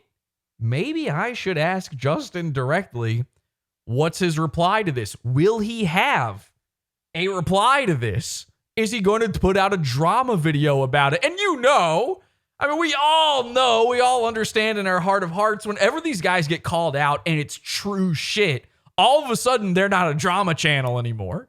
You know what I mean? Everything is up for grabs and no one's obsessed until they're talking about you. So I asked him, I said, at Justin Whang, are you going to reply to MADDOX's video? No one in the group chat even knew what this video was. They hadn't seen it. Justin knew. He said, prob not. I called into Dick before, and that's about all I got to say about it. You called into Dick before? Now, this is another interesting thing I thought about, is MADDOX releasing this late on a Sunday for him. That was kind of odd. And then I realized, I don't know if this is still the case, I think the Dick show records on Sundays like midday. I wonder if he timed it for this video to come out right after they record, because he knows Dick's too lazy. Dick's not going to go back and record an addendum to address this huge new MADDOX video. I think he perfectly timed this so that Dick has a week before he can address this video. This is going to be the biggest content Dick has had in forever. He puts it out in just enough time that Dick misses it and PodAwful catches it. I don't know. Maybe that was on his mind. Maybe it wasn't. But I don't know if Whang, like, I guess there's a possibility that Dick caught it and Whang called into the show. I don't know what he's talking about, saying he called into Dick before and that's about all I got to say about it. You were on the Dick show before, though. I don't know if you remember this. And don't forget, Whang knows who I am. In that chat, I'm PodAwful, okay? He knows PodAwful. He knows exactly he knows I did the episode about him. He knows what Whang sucking is, Whang chugging. He's familiar with all of this. So he's answering me, half-hearted. He doesn't want to respond. But he goes on. He says, someone asked him what was the MAD DOX video, what's in there. This is what his reply was. He says, accused me of plagiarism, then blamed me for a bunch of shit people in Dick's Facebook group did because I was in there making fun of him. Also said my old content sucks, which, yeah, it does. One of those little humble moments that lets you get away with stuff. Okay, let's erase the good part of that. Yeah, everybody knows your old content sucks. By the way, your new content sucks. But let's go back to that plagiarism thing. Okay, that one, are you saying that's not true? You don't have a response? You're getting called out for being a plagiarist. You have no response to that? I would want to hit back on that one. I have hit back on that one many times. Me personally, that would be a big deal to me. But then there's the part where you say, shit people did in Dick's Facebook group because you were in there making fun. Was that making fun of him when you posted the contact info for all the people at the venue that he then ended up getting canceled at that venue? That was a joke? Because listen, I've watched a lot of your videos and I've never found the joke in any of them. So if you just tell me that was the joke, I'm willing to believe you because I've seen what you think funny is. But I didn't see it there. Me personally, I couldn't figure that one out. So there you go. I've sent that. I forwarded that to MADDOX. Haven't talked to MADDOX in forever. I decided maybe MADDOX should see that. Maybe he should see that Whang's not planning on addressing this one at all. He says in his video, you could apologize or you can fuel the drama more. It's fascinating that Whang's going the third route. The road less traveled. Actually, no, it's the road most traveled in this case.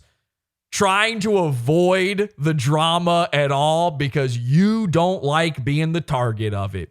Who does that? Who are the guys that every time they finally get called out, they need to try to make sure no one knows about it? They need to give them nothing. Who's that again? Who never addresses problems head on? Oh, that's right.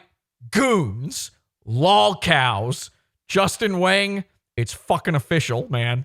And I didn't realize, I had completely forgotten you were in the Dick show and you're so close with you met up with Asterios and all this shit. And that I had no idea Justin Whang had done this to MADDOX. And listen, he might want me to make more Patreon money than MADDOX or whatever, but that doesn't mean he wouldn't be taking up that $5 bounty. This is a guy, Justin Whang, while he was a popular YouTuber, was so broke that he was doing background acting work. The last real job I ever had was being an extra in TV and movies. The second I was making money on PodAwful, and I mean a little bit of money, the little bit I was making before I got kicked off of Patreon because of Justin Whang's friends. The second that happened, I was like, oh, fuck that, I'm done. It's not a fun thing to do, being an extra. It's fun like once. Justin Whang was still doing it. Back then, 2020, the year I'm making fun of him, 2018, the year Asterios was putting out bounties on people's heads, Justin Whang didn't have money. You think $10 wouldn't change Justin Whang's life? You watch this whole thing and you think Justin Whang wouldn't report this very video? We'll see, but I'm going to challenge this to Justin, okay? And I'm not going to do it in the DM. It's not a fear thing, by the way. I'm friends with people that are friends with Justin. They probably don't want drama and back and forth going in there, and I'm willing to respect that. I like James from MK Ultra Money. I like a lot of these people that are in there. Some of them are fans of PodAwful, some of the people that are in there. I don't want to make that back and forth happen there, so we'll just do it publicly here, okay? I'm going to recommend, Justin, it doesn't have to be a big video. Probably shouldn't be a monetized video. Maybe you put it on your Jinx channel. I don't know. You've got some secondary channels, right? You have a Let's Play channel. Put it over there. I recommend you respond to MADDOX's video. I think that would be in everyone's best interest. At the very least, you need to address the plagiarism claims. Because if you don't, you're a fucking plagiarist.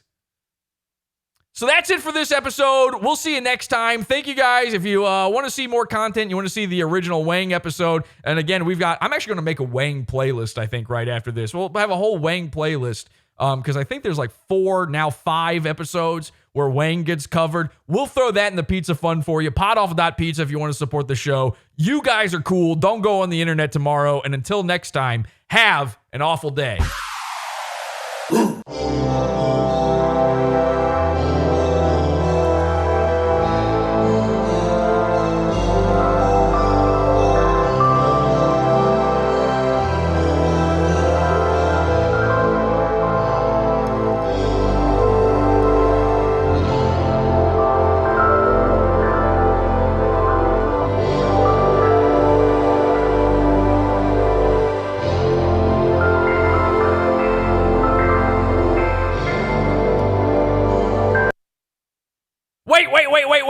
Wait.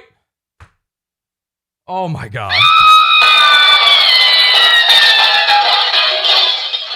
Sorry, I almost forgot. The most important part of this whole thing. The sickest, fucking most disgusting part of everything having to do with this entire situation, MADDOX and Asterios, Justin Whang, the grossest thing of all this, and the thing you cannot forget no matter what. Justin Whang is into fucking wrestling. Yuck. Okay, that's it. Witches' hats. Stretch him. I meant to show you the stretchy Justin Whangs. I got to show you the stretchy Justin Whangs. Okay? What are you still doing here? I played the outro. I can't believe you're still here. But okay, fine. We'll take a look at the stretchy. Because you stuck around, we'll take a look at stretchy Whang. All right? This is an unaltered image that Justin Whang posted of himself. Okay? You ready for this? You get the special surprise by sticking around. He posted that. He chose this. You see what's happening here? Sorry, audio people. You telling me that's not edited? Well, some edits happened to it. I mean, there definitely were some edits. We've got this one. That's a nice one. He's just made a little bit longer. That one's a transparent ping, by the way. You can add Justin in anywhere you want. Here's a nice one. Here, look, somebody put him on a skateboard. Got Justin on I'm sorry, he's on a tech deck. That's way funnier. He's on a tech deck. Here he is next to a midget clown. Okay? Got a midget clown there for you. That's a pretty good one. So, okay, this is shocking. This is not an edited picture. This is just one he uploaded of himself. Just him in short shorts. There you go. What's he doing? He's got his legs far apart and he's leaning forward. He's got one arm back. He's leaning forward, of course. Somebody needs to edit a witch's hat onto this. It must be done. Where did all of this start? Where did all of it come from? Of course, when he posted this gas station guy selfie. Justin Whang's a gas station guy. We love our gas. He's actually small enough that I can fit him entirely in the frame here. So we had to prove his height. I looked up the size of one of these big gulp cups, and we had to prove his height here. He's the size of 1, 2, 3, 4, 5, 6, 7.5. I don't know why the half one is in there, but 7.5 big gulp cups, it looks like. That actually is probably a little too generous because they should be a little bit further back. I don't know. Somebody look that up. See how tall that. It doesn't look very good, though. I'll tell you that much. Not looking great. We're going to need some witches' hats. Okay? Oh, Vito said on Twitter, Maddox, I feel like if you just devoted this energy to making funny topical videos again, you could do very well for yourself about the Whang video. So that's Vito defending Whang, but praising Maddox slightly. Not bad. Okay. Not bad. But he's right about, while he's right about that, you should still make videos about fucking Justin Whang. Stop defending him. Also, do you really want Vito defending you? You see what I'm saying? Okay, what are you still doing here? Go home. It's over. The show's over. Go. Go.